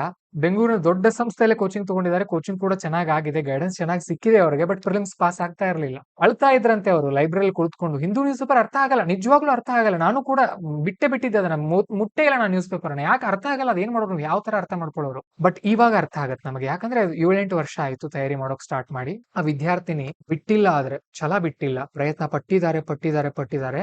ಇವಾಗ 5ನೇ ಅಟೆಂಪ್ಟ್ ನಲ್ಲಿ ಪ್ರಿಲಿಮ್ಸ್ ಕ್ಲಿಯರ್ ಆಗಿದೆ ಆ ವಿದ್ಯಾರ್ಥಿನಿ. ಪ್ರಿಲಿಮ್ಸ್ ಕ್ಲಿಯರ್ ಮಾಡಿ ಮೇನ್ಸ್ ಕೂಡ ಬರೆದಿದ್ದಾರೆ, ಹೋದ ವರ್ಷ ಬರೆದಿದ್ರು. ಸೊ ಸ್ವಲ್ಪ ಅಂಕಗಳಲ್ಲಿ, ಒಂದು 30-35 ಅಂಕಗಳಲ್ಲಿ ಮೇನ್ಸ್ ಮಿಸ್ ಆಗಿದೆ, ಅವ್ರದ್ದು ಇಂಟರ್ವ್ಯೂ ಕಾಲ್ ಮಿಸ್ ಆಗಿದೆ. ಈ ವರ್ಷ ಅಟೆಂಪ್ಟ್ ಕೊಟ್ಟಿಲ್ಲ ಅವರು. ನಮ್ಮಲ್ಲಿ ಒಂದು ಕೋರ್ಸ್ ಜಾಯಿನ್ ಆಗಿದ್ದಾರೆ, ಮುಂದಿನ ವರ್ಷ ಬರೆಯೋರಿದ್ದಾರೆ, ಕ್ಲಿಯರ್ ಮಾಡೇ ಮಾಡ್ತಾರೆ. ಅರ್ಥ ಆಗ್ತಾ ಇದೆಯಾ? ಅಂದ್ರೆ ಆ ಟ್ರಿಕ್ಸ್ ಕಲಿಯೋವರೆಗೂ ಲೇಟ್ ಆಗುತ್ತೆ. ನೀವು ಒಂದು ಸಾರಿ ಇಂಗ್ಲಿಷ್ ಚೆನ್ನಾಗಿ ಓದೋಕ್ ಬಂತು ಅನ್ಕೊಳ್ಳಿ, ನಿಮ್ಮನ್ನ ಯಾರು ತಡೆಯೋರಿಲ್ಲ UPSC ನಲ್ಲಿ. ನಿಮ್ಮಲ್ಲಿ ಹಠ ಇರಬೇಕು, ಮಾಡ್ತೀನಿ ಅಂತ ಛಲ ಇರಬೇಕು, ಮತ್ತೆ ನಿಮ್ಮ ಮೆಂಟರ್ ಮೇಲೆ ನಿಮ್ಗೆ ವಿಶ್ವಾಸ ಇರಬೇಕು.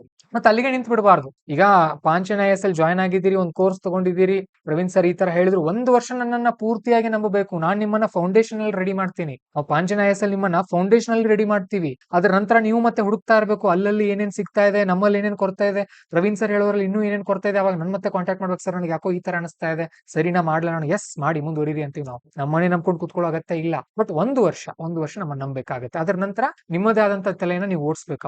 ಅವಾಗ ಮತ್ತೆ ನೀವು ಇಂಟೆಲಿಜೆಂಟ್ ಅಂತ ಅರ್ಥ, ಸರಿನಾ? ಸೊ ಈ ತರ ಮಾಡ್ತಾ ಹೋಗ್ಬೇಕು.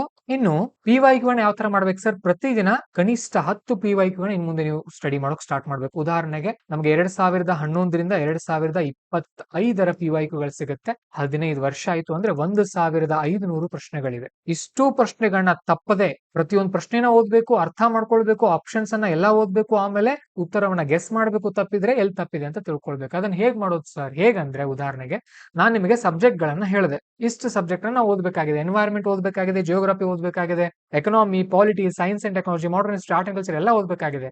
ಯಾವ್ಯಾವ ಸಬ್ಜೆಕ್ಟ್ ಅನ್ನ ಓದ್ತಾ ಇರ್ತಿರಲ್ಲ, ಆಯಾ ಸಬ್ಜೆಕ್ಟ್ ಓದುವಾಗ ಆಯಾ PYQ ಮುಗಿಸ್ಕೊಳ್ತಾ ಹೋಗ್ಬೇಕು. ಉದಾಹರಣೆಗೆ ಎನ್ವೈರನ್ಮೆಂಟ್ ಮತ್ತೆ ಜಿಯೋಗ್ರಫಿ ಓದ್ತಾ ಇರ್ತೀರಿ, ಅವಾಗ ಎನ್ವೈರನ್ಮೆಂಟ್ ಜಿಯೋಗ್ರಫಿದು PYQ ನೀವು ಓದ್ತಾ ಹೋಗ್ಬೇಕು. ಅರ್ಥ ಆಗ್ತಾ ಇದೆಯಾ? ಸೊ ಹೀಗೆ ಮಾಡ್ಬೇಕು. ಇನ್ನು ಇದಾದ ನಂತರ ಬರುವಂತದ್ದು ಟೆಸ್ಟ್ ಸಿರೀಸ್ಗಳು. PYQ ಬಗ್ಗೆ ಕ್ಲಾರಿಟಿ ಸಿಕ್ತು ನಿಮ್ಗೆ. ಟೆಸ್ಟ್ ಸಿರೀಸ್ ಯಾವ ತರ ಇರುತ್ತೆ ಸಾಮಾನ್ಯವಾಗಿ ಟೆಸ್ಟ್ಗಳು? ನಿಮ್ಗೊಂದು ಓವರ್ ಆಲ್ ಐಡಿಯಾ ಕೊಡ್ತೀನಿ. ನಾವು 2021-22ರಲ್ಲಿ ವಿಷನ್ IS ಟೆಸ್ಟ್ ಸಿರೀಸ್ ಅನ್ನ ಬರೆದಿದ್ವಿ. ಅವಾಗ ಹೇಗಿರುತ್ತೆ ಸಾಮಾನ್ಯವಾಗಿ? ಯಾವುದೇ ಒಂದು ಟೆಸ್ಟ್ ಸಿರೀಸ್ ಅಂತ ತಗೊಂಡ್ರೆ ಟೋಟಲ್ ಒಂದು 35ರಿಂದ 38 ಪೇಪರ್ಗಳಿರುತ್ತೆ GS. ಇದು ಹೇಗಿರುತ್ತೆ, ಇದನ್ನ ಹೇಗೆ ಅವ್ರು ಡಿವೈಡ್ ಮಾಡಿರ್ತಾರಂತ ಅಂದ್ರೆ, ಈಗ ಪಾಲಿಟಿ ವಿಷನ್ IS ನಲ್ಲಿ ಒಂದು 5 ಟೆಸ್ಟ್ ಗಳು ಇರ್ತಾ ಇದ್ವು, 4 ಅಥವಾ 5 ನನ್ ಕ್ಲಾರಿಟಿ ಇಲ್ಲ, ನೆನಪು ಬರ್ತಾ ಇಲ್ಲ. ಎನ್ವೈರನ್ಮೆಂಟ್ 3 ಟೆಸ್ಟ್ಗಳು, ಎಕನಾಮಿದು ಒಂದು 3 ಟೆಸ್ಟ್ಗಳು, ಜಿಯೋಗ್ರಫಿದು 4 ಟೆಸ್ಟ್ಗಳು, ಸೈನ್ಸ್ ಅಂಡ್ ಟೆಕ್ನಾಲಜಿ ಒಂದು 2 ಟೆಸ್ಟ್ಗಳು, ಮಾಡರ್ನ್ ಹಿಸ್ಟ್ರಿ ಮತ್ತೆ ಏನ್ಶಿಯಂಟ್ ಹಿಸ್ಟ್ರಿ ಅವೆಲ್ಲ ಸೇರಿಸಿ ಅವೊಂದು 4 ಟೆಸ್ಟ್ಗಳು. ಎಷ್ಟಾಯ್ತು? 5, 3, 8, 8, 3, 11, 11, 4, 15, 16, 17, 17, 1, 4, 21. ಇವುಗಳನ್ನ ಏನಂತ ಕರೀತಾರೆ? ಸೆಕ್ಷನಲ್ ಟೆಸ್ಟ್ ಅಂತ ಕರೀತಾರೆ. ಸೆಕ್ಷನಲ್ ಟೆಸ್ಟ್ ಅಂತ ಅಂದ್ರೆ ಏನು ಗೊತ್ತಾ? ಈಗ ಪಾಲಿಟಿ 100% ಸಿಲೆಬಸ್ ಇದೆ ಅನ್ಕೊಡ್ರಿ, 100 ಪೇಜ್ ನ ನೋಟ್ಸ್ ಇದೆ ಅನ್ಕೊಡ್ರಿ. ಅದರಲ್ಲಿ ಮೊದಲ 20 ಪುಟಗಳಿಂದ ಮೊದಲನೇ ಟೆಸ್ಟ್ ಟೆಸ್ಟ್ ಅಲ್ಲಿ ಪ್ರಶ್ನೆಗಳು ಬಂದಿರುತ್ತೆ. ಇಡೀ ಪಾಲಿಟಿ ಸಿಲೆಬಸ್ ಕವರ್ ಆಗಿರೋದಿಲ್ಲ. ಆಮೇಲೆ ಮೊದಲ ನೆಕ್ಸ್ಟ್ 20 ಪೇಜ್ಗಳಿಂದ ಎರಡನೇ ಟೆಸ್ಟ್, ಹೀಗೆ ಟೋಟಲ್ 5 ಟೆಸ್ಟ್ ಗಳಂತ ಅಂದ್ರೆ ಪ್ರತಿ 20 ಪುಟಕ್ಕೆ ಒಂದೊಂದು ಕ್ವಶನ್ ಪೇಪರ್ ರೆಡಿ ಮಾಡಿರ್ತಾರೆ ಈ ತರ ಅಂದಾಜಿನಲ್ಲಿ. ಇದಾದ್ಮೇಲೆ ಮತ್ತೆ ಫುಲ್ ಪಾಲಿಟಿ ಮೇಲೆ ಒಂದು ಟೆಸ್ಟ್ ಇರುತ್ತೆ, full environment, full economy, full geography, full science and tech, full modern history, art and culture, ಈ ತರ ಇವುಗಳು ಮತ್ತೆ ಸಬ್ಜೆಕ್ಟ್ ಟೆಸ್ಟ್. ಇವು ಸೆಕ್ಷನಲ್ ಟೆಸ್ಟ್. ಇದಾದ್ಮೇಲೆ ಸಬ್ಜೆಕ್ಟ್ ಟೆಸ್ಟ್ ಗಳು. ಇದಾದ್ಮೇಲೆ ಬರೋದೇ ಒಂದು 7 ರಿಂದ 8 ಫುಲ್ ಲೆಂತ್ ಟೆಸ್ಟ್ ಗಳು, FLT ಅಂತ ಕರೀತಾರೆ. ಫುಲ್ ಲೆಂತ್ ಟೆಸ್ಟ್ ನಲ್ಲಿ ಎಲ್ಲಾ ಸಬ್ಜೆಕ್ಟ್ ಗಳನ್ನ ಆಡ್ ಮಾಡಿರ್ತಾರೆ, ವಿತ್ ಕರೆಂಟ್ ಅಫೇರ್ಸ್ ಆಡ್ ಇರುತ್ತೆ. ಇಲ್ಲಿ ನೀವು ಮಾಡಬೇಕಾಗಿರೋದು ಈ ಸೆಕ್ಷನಲ್ ಟೆಸ್ಟ್ ಗಳನ್ನ ಕವರ್ ಮಾಡಬೇಕು, ನೆನ್ಪಿಟ್ಕೊಳ್ಳಿ. ಇದು ನಮಗೆ ಸಬ್ಜೆಕ್ಟ್ ಟೆಸ್ಟ್ ಆಗತ್ತೆ ಇಲ್ಲ, ನಮಗೆ ಬೇಕಾಗಿರೋದು ಸೆಕ್ಷನಲ್ ಟೆಸ್ಟ್ ಗಳು ಮತ್ತು ಫುಲ್ ಲೆಂತ್ ಟೆಸ್ಟ್ ಗಳು. ಸೆಕ್ಷನಲ್ ಟೆಸ್ಟ್ ಅನ್ನ ಹೇಗೆ ಅಟೆಂಡ್ ಮಾಡ್ಬೇಕು ಸರ್? ಸುಮಾರು 20 ಇರುತ್ತೆ. 20 ಇಂಟು 100 ಪ್ರಶ್ನೆಗಳಂದ್ರೆ 2000 ಪ್ರಶ್ನೆಗಳಾಯ್ತು. ಪ್ರತಿದಿನ 30 ಪ್ರಶ್ನೆಗಳನ್ನ ನೀವು ಅಟೆಂಡ್ ಮಾಡಬೇಕು. ಕ್ವಶನ್ ಎಕ್ಸಾಮ್ ತರ ಅಲ್ಲ, ಓದ್ಬೇಕು. ಅದನ್ನ ಪ್ರಶ್ನೆಯನ್ನ ಓದ್ಬೇಕು, ಅರ್ಥ ಮಾಡ್ಕೊಳ್ಬೇಕು, ಉತ್ತರವನ್ನ ಗೆಸ್ ಮಾಡ್ಬೇಕು. ಅವಾಗ ಆಮೇಲೆ ಉತ್ತರ ನೋಡ್ಬೇಕು. ಪ್ರತಿ ಪ್ರಶ್ನೆಗೂ ಉದಾಹರಣೆ ಕ್ವಶನ್ ನಂಬರ್ 1 ಇದೆ, ಪ್ರಶ್ನೆ ಓದ್ಬೇಕು, ಆಪ್ಷನ್ಸ್ ಓದ್ಬೇಕು, ಉತ್ತರವನ್ನ ಗೆಸ್ ಮಾಡ್ಬೇಕು. ಆಗ ಉತ್ತರ ಗೆಸ್ ಮಾಡಿದ ತಕ್ಷಣ ಆನ್ಸರ್ ನೋಡ್ಬೇಕು. ಆನ್ಸರ್ ನೋಡಿ ನಿಮ್ ಉತ್ತರ ಕರೆಕ್ಟ್ ಆಗಿಲ್ಲ ತಪ್ಪ ಮಾರ್ಕ್ ಮಾಡ್ಕೊಳ್ಬೇಕಲ್ಲೇ. ಆಯ್ತಾ, ಎಲ್ಲಿ ತಪ್ಪಿದೆ ಅಂತ ನೋಡ್ಕೊಳ್ಬೇಕು. ಕರೆಕ್ಟ್ ಆಯ್ತಾ, ಓಕೆ, ಉಳಿದಿರೋ 3 ಆಪ್ಷನ್ ಗಳ ಬಗ್ಗೆ ಏನೇನ್ ಎಕ್ಸ್ಪ್ಲನೇಷನ್ ಕೊಟ್ಟಿದ್ದಾರೆ ಅದನ್ನ ಓದ್ಕೊಳ್ಬೇಕು. ಹೀಗೆ ಹೋಗ್ಬೇಕು ನೀವು. ಪ್ರತಿದಿನ 30 ಪ್ರಶ್ನೆಗಳು. ಇಷ್ಟು ಓದೋಕ್ ನಿಮಗೆ ನನ್ನ ಅಂದಾಜಿನಲ್ಲಿ 1 ರಿಂದ 1.5 ಗಂಟೆ ಟೈಮ್ ಬೇಕಾಗುತ್ತೆ. ಒಂದು 10 PYQ ಓದಕ್ಕೆ ಅರ್ಧ ಗಂಟೆ ಬೇಕಾಗುತ್ತೆ. ಅಂದ್ರೆ 2 ಗಂಟೆ ಕಡ್ಡಾಯವಾಗಿ ಮುಂದಿನ ವರ್ಷ ಪ್ರಿಲಿಮ್ಸ್ ಕ್ಲಿಯರ್ ಮಾಡ್ಬೇಕು ಅನ್ಕೊಂಡಿರೋರು ಟೆಸ್ಟ್ ಸೀರೀಸ್ಗೆ ನೀವು ಕೊಡಬೇಕಾಗತ್ತೆ. ಈಗಲೇ ನಾನು ನೆನ್ಪಿಟ್ಕೊಳ್ಳಿ. ಅರ್ಥ ಆಗ್ತಾ ಇದೆಯಾ? ಸೊ ಈ ತರ ಮಾಡ್ತಾ ಹೋಗ್ಬೇಕಾಗತ್ತೆ. 2 ಗಂಟೆ ಕರೆಂಟ್ ಅಫೇರ್ಸ್ ಕೊಡ್ತೀರಿ, 2 ಗಂಟೆ ನೀವು ಟೆಸ್ಟ್ ಸೀರೀಸ್ಗೆ ಕೊಡಬೇಕು. 4 ಗಂಟೆ ಕಂಪಲ್ಸರಿ. ಯಾರು ಸೀರಿಯಸ್ ಸ್ಟೂಡೆಂಟ್ ಇದೀರಿ, ಸೆಲ್ಫ್ ಸ್ಟಡಿ ಮಾಡೋರು, ಅಥವಾ ಯಾರು ಮುಂದಿನ ವರ್ಷ ಪ್ರಿಲಿಮ್ಸ್ ಗೆ ತಯಾರಿ ಮಾಡ್ತಾ ಇದ್ರಿ, ಈ ತರ ಈಗಲಿಂದಾನೆ ಮಾಡ್ಕೊಳ್ತಾ ಹೋಗ್ಬೇಕಾಗತ್ತೆ. ನೆನ್ಪಿಟ್ಕೊಳ್ಳಿ. ಇದು ಟೆಸ್ಟ್ ಸೀರೀಸ್. ಓಕೆ, ಇದು ಸೆಕ್ಷನಲ್ ಆಯ್ತು. ಇನ್ ಫುಲ್ ಲೆಂತ್ ಟೆಸ್ಟ್ ಯಾವಾಗ ಸರ್? ನೋಡಿ, ಇದು ಎಲ್ಲಿವರೆಗೂ ಮುಗಿಬೇಕು ನಿಮ್ದು? ಮಾರ್ಚ್ ಒಳಗಡೆ ಮುಗಿದ್ ಬಿಡ್ಬೇಕು. ಮತ್ತೆ ಈ 21 ಟೆಸ್ಟ್ ಗಳನ್ನ ಮಾರ್ಚ್ ಒಳಗಡೆ ಮುಗಿಸ್ಕೊಂಡ್ ಬಿಡ್ಬೇಕು. ಇನ್ನು ಏಪ್ರಿಲ್ ಮತ್ತು ಮೇ ನಲ್ಲಿ ಏನ್ ಮಾಡ್ಬೇಕಂದ್ರೆ ಒಂದು 5 ರಿಂದ 6 GS ಫುಲ್ ಲೆಂತ್ ಟೆಸ್ಟ್, 5 ರಿಂದ 6 CSAT ಫುಲ್ ಲೆಂತ್ ಟೆಸ್ಟ್. ಇಲ್ಲ ನಾನು ಜಾಸ್ತಿ ಅಟೆಂಡ್ ಮಾಡ್ತೀನಿ ಸರ್, ನನಗೆ ಇಂಟ್ರೆಸ್ಟ್ ಇದೆ ಅಂತ ಅಂದ್ರೆ ಮಾಡಿ, ಪರವಾಗಿಲ್ಲ. ಇವು ಏನ್ ಟೆಸ್ಟ್ ಗಳಿರುತ್ತಲ್ಲ, UPSC ಟೈಮ್ ಫ್ರೇಮ್ ಹಚ್ಕೊಂಡೇ ಬರಿಬೇಕು. ಉದಾಹರಣೆ ಬೆಳಗ್ಗೆ 9:30 ರಿಂದ 11:30 GS, ಮಧ್ಯಾಹ್ನ 2 ರಿಂದ 4 CSAT. ಯಾವ ತರ ಪ್ರತಿ ಸಂಡೇ ಬರಿಬಹುದು, ಬೇಕಾದ್ರೆ ಪ್ರಾಕ್ಟೀಸ್ ಮಾಡ್ಕೊಂಡು ಆ ತರ ಮಾಡ್ತಾ ಹೋಗ್ಬೇಕು. ಇದನ್ನ ನಾವು ಏನಂತ ಕರಿತೀವಿ, ಟಾಪರ್ ಗಳು ಈ ತರ ಮಾಡಿರ್ತಾರೆ. ಬಹಳಷ್ಟು ಟಾಪರ್ ಗಳು ಮಾಡ್ತಾರೆ ಈ ತರ. ನನಗೆ ಇದನ್ನ ಹೇಳ್ಕೊಟ್ರೋರು ಕೂಡ ಒಬ್ರು ಕೆಲವೇ ಅಂಕಗಳಿಂದ ಮೇನ್ಸ್ ಮಿಸ್ ಆಗಿರುವಂತ ನಮ್ಮ ಸೀನಿಯರ್ ಶ್ರೀನಿವಾಸ್ ಅಂತ ಹೇಳಿ, ಬಾಗಲಕೋಟ್ನವರು. ನಿಜಕ್ಕೂ ಕೂಡ ತುಂಬಾ ಟೆಕ್ನಿಕ್ಸ್ ಗಳನ್ನ ನನಗೆ ಹೇಳ್ಕೊಟ್ಟಿದ್ದಾರೆ. ಅವ್ರ ಋಣ ನನ್ನ ಮೇಲೆ ಇದೆ. ಓಕೆ, ಅವರು 4 ಸಾರಿ ಪ್ರಿಲಿಮ್ಸ್ ಕ್ಲಿಯರ್ ಮಾಡಿದ್ರು. ಜನರಲ್ ಕ್ಯಾಟಗರಿ 1 ಪ್ರಿಲಿಮ್ಸ್ ಫೇಲ್, ಆಮೇಲೆ ಕಂಟಿನ್ಯೂಸ್ ಸತತವಾಗಿ ಪ್ರಿಲಿಮ್ಸ್ ನ ಪಾಸ್ ಆಗಿದ್ದಾರೆ. ಒಂದು 14 ಮಾರ್ಕ್ಸ್ ನಿಂದ ಮೇನ್ಸ್ ಇಂಟರ್ವ್ಯೂ ಕಾಲ್ ಮಿಸ್ ಆಗಿರೋದು. ಅರ್ಥ ಆಗ್ತಾ ಇದೆ? ಒಂದು ಕ್ಲಾರಿಟಿ ಸಿಗ್ತಾ ಇದೆ ನಿಮಗೆ? ಸೊ ಈ ತರ ನಾವು ಹೋಗ್ಬೇಕಾಗತ್ತೆ. ಸರಿನಾ? ಕರೆಂಟ್ ಅಫೇರ್ಸ್ ಗೆ 2 ಅವರ್ ಕೊಟ್ರಿ. ಕರೆಂಟ್ ಅಫೇರ್ಸ್ ಗೆ ನೀವು 2 ಅವರ್ ಕೊಟ್ರಿ. ಇನ್ನು ಟೆಸ್ಟ್ ಸೀರೀಸ್ ಗೆ 2 ಅವರ್ ಕೊಡ್ತಾ ಇದ್ದೀರಿ. ಇನ್ನು 4 ಅವರ್ GS ಗೆ ಕಂಪಲ್ಸರಿ ಕೊಡ್ಬೇಕು. ಇದು 4 ಅವರ್ ಅಲ್ಲಿ 2+2 ಅಂತ ಮಾಡ್ಕೊಳ್ರಿ. 2 ಸಬ್ಜೆಕ್ಟ್ ನ ಸ್ಟಡಿ ಮಾಡಿ ಪ್ರತಿದಿನ. ಇಲ್ಲ ಸರ್, ನಾನು ಇನ್ನೂ ತುಂಬಾ ಹಿಂದುಳಿದಿದ್ದೀನಿ, ನಾನು ಟೆಸ್ಟ್ ಸೀರೀಸ್ ಆಮೇಲೆ ಅಟೆಂಡ್ ಮಾಡ್ತೀನಿ ಸರ್, ಮೊದಲು ಸಬ್ಜೆಕ್ಟ್ ಅನ್ನ ಮುಗಿಸ್ಕೊಳ್ತೀನಿ ಅಂದ್ರೆ ಇದನ್ನ ಜನವರಿವರೆಗೂ ಕೂಡ ಮುಂದೂಡ್ಕೊಳ್ಬಹುದು. ಸಬ್ಜೆಕ್ಟ್ ಗಳನ್ನ ನೀಟಾಗಿ ಮುಗಿಸ್ಕೊಳ್ಬಹುದು. ಯಾರು ಈಗ ಜಸ್ಟ್ ಸ್ಟಾರ್ಟ್ ಮಾಡಿದಿರ ನೋಡ್ರಿ. ಓಕೆ, ಅವಾಗ ಈಗ 30 ಅಟೆಂಡ್ ಮಾಡ್ಬೇಕಂತ ಹೇಳಿದ್ದೆ, ಅವಾಗ 50 ಅಟೆಂಡ್ ಮಾಡೋದು ಜನವರಿಯಿಂದ. ಆ ತರ ಮಾಡ್ತಾ ಹೋಗ್ಬಹುದು, ನಡೆಯುತ್ತೆ. ಹಾಗೂ ಕೂಡ ಆ ತರನು ಮಾಡ್ಕೊಳ್ಬಹುದು. ನಿಮಗೆ ಕಂಫರ್ಟೇಬಲ್ ಆಗೋ ತರ ನೀವು ಪ್ಲಾನ್ ಮಾಡ್ಕೊಳ್ಬೇಕು. ನೆನ್ಪಿಟ್ಕೊಳ್ಳಿ ಇದನ್ನು. ಓಕೆ, ನಾವೀಗ ಇರೋದು ಅಕ್ಟೋಬರ್ ತಿಂಗಳಿದು. ನಾನು ಇವತ್ತು 13ನೇ ತಾರೀಕು ವಿಡಿಯೋ ಮಾಡ್ತಾ ಇದ್ದೀನಿ. ನಿಮ್ಮ ಪರೀಕ್ಷೆ ಇರೋದು ಮೇ 24. ನಮಗೆ ಗ್ಯಾಪ್ ಇಲ್ಲಿ ಇರೋದು 223. ಒಂದು 3 ದಿನ ಬಿಟ್ಕೊಡ್ರಿ, ಪ್ಲಾನ್ ಮಾಡ್ರಿ.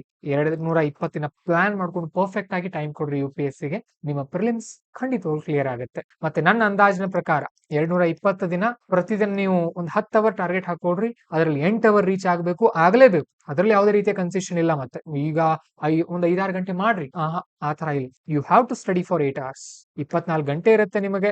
24 ಗಂಟೆಯಲ್ಲಿ 8 ಗಂಟೆ ಈಗ ದೊಡ್ಡ ಮಾತಲ್ಲ ನಿಮ್ಗೆ. ಯಾಕಂದ್ರೆ ಬೆಳಗ್ಗೆ ಎದ್ದ ತಕ್ಷಣ 2 ಅವರ್ ಓದ್ಲೇಬೇಕು, ಟಿಫಿನ್ ಆದ್ಮೇಲೆ 2 ಅವರ್ ಓದ್ಲೇಬೇಕು, ಮಧ್ಯಾಹ್ನ 2 ಅವರ್ ಓದ್ತೀರಿ, ಬಿಡ್ತೀರಿ, ಎಲ್ಲ ರೆಸ್ಟ್ ಮಾಡ್ತೀರಿ. ನಿಮಗೆ ಬಿಟ್ಟಿರೋದು ಸಂಜೆ ನಂತರ ಒಂದು 4 ಗಂಟೆ ಸ್ಟಡಿ ಆಗ್ಲೇಬೇಕು. ಇದು ಕಂಪಲ್ಸರಿ. ನಿಮ್ಗೆ ಯಾವ ತರ ಕಂಫರ್ಟೇಬಿಲಿಟಿ ಇರುತ್ತೆ ಆ ತರ ಮಾಡ್ಬೇಕಾಗುತ್ತೆ ನೀವು. ಓಕೆ, 8 × 220 ಎಷ್ಟು ಅವರ್ ಸ್ಟಡಿ ಆಗುತ್ತೆ ನಿಮ್ದು ಓವರ್ ಆಲ್ ಆಗಿ? 1760 ಗಂಟೆಗಳ ಅವರ್ಸ್ ಸ್ಟಡಿ ಆಗುತ್ತೆ. 1760 ಅವರ್ಸ್ ನಿಮ್ಮ ಸ್ಟಡಿ ಆಗುತ್ತೆ. ಓಕೆ, ಮತ್ತೆ ಎಲ್ಲಿ ಎಷ್ಟು ರೌಂಡ್ ಮಾಡ್ಬೇಕು ಸರ್ ನಾನು? ಅದು ಒಂದು ಪ್ರಶ್ನೆ ಇರುತ್ತಲ್ಲ ನಿಮ್ ಬಳಿ, ಎಷ್ಟು ರೌಂಡ್ ಮಾಡ್ಬೇಕಂತ. ಅದನ್ನು ಕೂಡ ಹೇಳ್ತೀನಿ ನಾನು ನಿಮಗೆ. ಈಗ ಫಸ್ಟ್ ರೌಂಡ್ ನಮ್ದು ಅಕ್ಟೋಬರ್, ನವೆಂಬರ್, ಡಿಸೆಂಬರ್, ಜನವರಿ ಮತ್ತು ಫೆಬ್ರವರಿವರೆಗೂ ಫಸ್ಟ್ ರೌಂಡೇ ಮಾಡ್ಕೊಡ್ರಿ, ನೋ ಪ್ರಾಬ್ಲಮ್, ಆರಾಮಾಗಿ ಮಾಡ್ರಿ. ಫಸ್ಟ್ ರೌಂಡ್ ಎಲ್ಲಾ ಸಬ್ಜೆಕ್ಟ್ ಗಳನ್ನ ಪರ್ಫೆಕ್ಟ್ ಆಗಿ ನೀಟ್ ಆಗಿ ಸ್ಟಡಿ ಮಾಡ್ಕೊಳ್ತಾ ಹೋಗ್ರಿ. ಸೆಕೆಂಡ್ ರೌಂಡ್ ನಮ್ದು ಮಾರ್ಚ್ ಮತ್ತು ಏಪ್ರಿಲ್ ನಲ್ಲಿ. ಇಲ್ಲಿ ಫಸ್ಟ್ ರೌಂಡ್ ಏನಿರುತ್ತಲ್ಲ ಏನು ಬಿಡೋ ಹಾಗಿಲ್ಲ, ಎಲ್ಲಾನು ಅರ್ಥ ಮಾಡ್ಕೊಂಡೆ ಮುನ್ನುಗ್ಬೇಕು ನೀವು, ಅಲ್ಲಿವರೆಗೂ ಮುಂದಕ್ಕೆ ಹೋಗ್ಲಿಕ್ಕೆ ಹೋಗ್ಬೇಡಿ. ಓಕೆ, ಸೊ ಇಲ್ಲೂ ಕೂಡ ಪ್ರತಿದಿನ ನೀವು 30 questions plus 10 30 test series 10 PYQ ಗಳಿಂದ ಮಾಡ್ತಾ ಹೋಗ್ಬೋದು ಅವಾಗ. ಇಲ್ಲ ಜನವರಿಯಿಂದ ಮುಂದೆ ಹುಡ್ಕೊಳಕ್ ಬರುತ್ತೆ ನಮಗೆ, ಟೆಸ್ಟ್ ಸೀರೀಸ್ ನ ಮುಂದಕ್ಕೆ ಹಾಕೊಳ್ಬಹುದು ನಾವು ಅವಾಗ. ಓಕೆ, ಇನ್ನು ಮೇ ನಲ್ಲಿ ಏನಿರುತ್ತಲ್ಲ, ಮೇ ನಲ್ಲಿ ನಿಮ್ಗೆ ಸಿಗೋದು ಬರೀ 20 ದಿನ 24 ದಿನ ಇದೆ ಅದು, ಬಟ್ ಸಿಗೋದು 20 ದಿನ ಮಾತ್ರ. ಅಲ್ಲಿ ಸ್ಪೀಡ್ ರಿವಿಷನ್ ಮಾಡ್ಕೊಳ್ಬೇಕಾಗುತ್ತೆ ಇಂಪಾರ್ಟೆಂಟ್ ಸಬ್ಜೆಕ್ಟ್ಗಳು. ಅವಾಗ ನಿಮ್ಗೆ ಏನು ಟೈಮ್ ಇರಲ್ಲ. ಮತ್ತೆ ಏನ್ ಮಾಡ್ಬೇಕಾಗತ್ತೆ ನೀವು ಅವಾಗ, ವೀಕ್ಲಿ ಒಂದು ಟೆಸ್ಟ್ ಬರಿತಾ ಇರ್ತೀರಿ ಅವಾಗ. ಸೊ ಪ್ರತಿ ವಾರ ಒಂದೊಂದು ರೌಂಡ್ ರಿವಿಷನ್ ಮಾಡ್ಕೊಳ್ತಾ ಹೋಗ್ಬೇಕಾಗುತ್ತೆ. ಅವಾಗಲೇ 4-5 ರೌಂಡ್ ಆಗುತ್ತೆ. ಇಲ್ಲಿ ಫಸ್ಟ್ ರೌಂಡ್ ಆಗುತ್ತೆ ನಿಮ್ದು, ಇಲ್ಲಿ ಸೆಕೆಂಡ್ ರೌಂಡ್ ರಿವಿಷನ್ ಆಗುತ್ತೆ. ಮೇ ನಲ್ಲೇ ಮತ್ತೆ ಒಂದು 3-4 ರೌಂಡ್ ಆಗುತ್ತೆ, ಯಾಕಂದ್ರೆ ಟೆಸ್ಟ್ ಸೀರೀಸ್ ಬರಿತಾ ಇರ್ತೀರಿ ಅವಾಗ ನೀವು, ಹೌದಲ್ವಾ? ಆ ಕಾರಣಕ್ಕಾಗಿ. ಮತ್ತೆ ಇಲ್ಲಿ ಏನ್ ಓದ್ತಿರಲ್ಲ, ಇಲ್ಲೊಂದು ಮೆಥಡ್ ಇದೆ, ಮತ್ತೆ ಇಲ್ಲಿ ಬಹಳಷ್ಟು ಬಾರಿ ರಿವಿಷನ್ ಆಗ್ಬೇಕು ನಿಮಗೆ ಪ್ರತಿದಿನ. ಅದು ಯಾವ ತರ ಮೆಥಡ್ ಇದೆ ಅದನ್ನು ಕೂಡ ಹೇಳ್ತೀನಿ ನಾನು ನಿಮಗೆ. ಇಲ್ಲಿ ಹೇಗಿದೆ ಅಂತ ಅಂದ್ರೆ, ನೀವು ಉದಾಹರಣೆಗೆ ಇವತ್ತು ದಿನಾಂಕ 13/10/2025 ಅನ್ಕೊಳ್ಳೋಣ. ಇವತ್ತು ನಿಮ್ದು ಸ್ಟಡಿ ಟ್ರ್ಯಾಕರ್ ಅಂತ ಕರಿತೀನಿ ನಾನು ಇದನ್ನ. ಯಾರ್ ಮೆಥಡ್ ಫಾಲೋ ಮಾಡ್ತೀರಿ ನೋಡಿ, ತುಂಬಾ ಚೆನ್ನಾಗಿ ಸ್ಕೋರ್ ಆಗುತ್ತೆ ನಿಮ್ದು. ಇವಾಗ ನಾನು ಇವತ್ತು ಉದಾಹರಣೆಗೆ ಎನ್ವೈರ್ಮೆಂಟ್, ಜಿಯೋಗ್ರಫಿ ನೋಟ್ಸ್ ಇರುತ್ತೆ, ಈಗಾಗಲೇ ನೋಟ್ಸ್ ಮಾಡ್ಕೊಂಡಿರ್ತೀರಿ. ಜಿಯೋಗ್ರಫಿ ಇರುತ್ತೆ, ದ ಹಿಂದೂ, ವಿಷನ್ ಮ್ಯಾಗಝಿನ್. ಇನ್ನೇನ್ ಓದ್ಬೇಕಾಗುತ್ತೆ ನಾವು, ವಿಷನ್ ಮ್ಯಾಗಝಿನ್, ಆಮೇಲೆ PYQ, ನೆಕ್ಸ್ಟ್ ಟೆಸ್ಟ್ ಸೀರೀಸ್. ಈ ತರ ದೊಡ್ಡ ದೊಡ್ಡ ಬಾಕ್ಸ್ ಹಾಕೊಳ್ಳಿ, ಒಂದು ಜೆರಾಕ್ಸ್ ಶೀಟ್ ಮೇಲೆ ರೆಡಿ ಮಾಡ್ಕೊಳ್ಳಿ. ಅದನ್ನ ಬೇಕಾದ್ರೆ ನಮ್ಮ ಗ್ರೂಪ್ ಅಲ್ಲಿ ಸರ್ಚ್ ಮಾಡಿ, ಇಲ್ಲ 5 ಜನ IAS ಚಾನಲ್ ನಲ್ಲಿ ನಿಮ್ಗೆ ಸ್ಟಡಿ ಟ್ರ್ಯಾಕರ್ ಕೂಡ ಸಿಗುತ್ತೆ. ಇಲ್ಲ ಡೈಲಿ ಪ್ಲಾನರ್ ಕೂಡ ಮಾಡ್ಕೊಳ್ಬಹುದು ನೀವು. ಡೈಲಿ ಪ್ಲಾನರ್ ಕೂಡ ಇದೆ ನಮ್ದು, ಅದನ್ನು ಕೂಡ ಮಾಡಲ್ ತೋರಿಸ್ತೀನಿ ನಾನು ನಿಮಗೆ, ಇಲ್ಲೇ ಪಕ್ಕದಲ್ಲೇ ತೋರಿಸ್ತೀನಿ ಬೇಕಾದ್ರೆ. ಡೈಲಿ ಪ್ಲಾನರ್ ಕೂಡ ಮಾಡಬಹುದು, ಹೇಳ್ತೀನಿ ಅದು ಒಂದು ನಿಮಿಷ. ಈಗ ಎನ್ವೈರ್ಮೆಂಟ್ ನಾನು ಏನ್ ಮಾಡ್ತೀನಿ, ಇವತ್ತು ನಾಳೆ 14/10/2025 ಅನ್ಕೊಳ್ಳಿ, ನಾನು ಓದೋಕ್ ಸ್ಟಾರ್ಟ್ ಮಾಡ್ತೀನಿ. ಎನ್ವೈರ್ಮೆಂಟ್ ನಾನು ಟೋಟಲ್ ಒಂದು 100 ಪೇಜ್ ನೋಟ್ಸ್ ಇದೆ ಅನ್ಕೊಳ್ಳೋಣ. 100 ಪೇಜ್ ನೋಟ್ಸ್ ಅನ್ನ ನಾನು 1 ಗಂಟೆ ಓದೋನಿದ್ದೀನಿ. ನನಗೆ 1 ಗಂಟೆನಲ್ಲಿ ಒಂದು 5-6 ಪುಟ ಓದೋಕೆ ಸಾಮರ್ಥ್ಯ ಇದೆ. ನಾನು ಅದನ್ನ ಡಿವೈಡ್ ಮಾಡ್ತೀನಿ. ಹೇಗೆ, ನಾನು ಅಕ್ಟೋಬರ್ ನಲ್ಲಿ ಇದ್ದೀನಿ, ಜನವರಿ ಫೆಬ್ರವರಿಗೆ ನನ್ ಫಸ್ಟ್ ರೌಂಡ್ ಮುಗಿಬೇಕು ನಂದು, ಅಲ್ವಾ? ಟೋಟಲ್ ಇಷ್ಟು ಸಬ್ಜೆಕ್ಟ್ ಗಳಿವೆ, ಇಷ್ಟು ಸಬ್ಜೆಕ್ಟ್ ಅಲ್ಲಿ ನಾನು ಇಷ್ಟು ಸಬ್ಜೆಕ್ಟ್ ಈ ತಿಂಗಳಲ್ಲಿ ಮುಗಿಸ್ತೀನಿ. ಉದಾಹರಣೆಗೆ ಅದನ್ನ ಮಾಡಿಬಿಡೋಣ, ನಿಮ್ಗೆ ತೋರಿಸ್ಬಿಡ್ತೀನಿ ಅದನ್ನ ಲೈವ್ ಆಗಿ ಯಾವ ತರ ಅಂತ. Environment, geography, economy, polity, science and technology, modern history, art and culture, total 7 subject ಇದೆ ನಮಗೆ ಸ್ಟಾಟಿಕ್ ನಲ್ಲಿ. ಜೊತೆಗೆ CSAT ಕೂಡ ಇದೆ, ಅದನ್ನು ಕೂಡ ಆಡ್ ಮಾಡ್ಕೊಳ್ಬೇಕಾಗತ್ತೆ ನಾವು. 8 ಸಬ್ಜೆಕ್ಟ್ ಆಯ್ತು ನಮಗೆ. ನವೆಂಬರ್, ಡಿಸೆಂಬರ್, ಜನವರಿ, ಫೆಬ್ರವರಿ 4 ತಿಂಗಳು. ಈ ಕಡೆ ಅಕ್ಟೋಬರ್ ನಲ್ಲಿ ನಮ್ಗೆ 25 ದಿನ.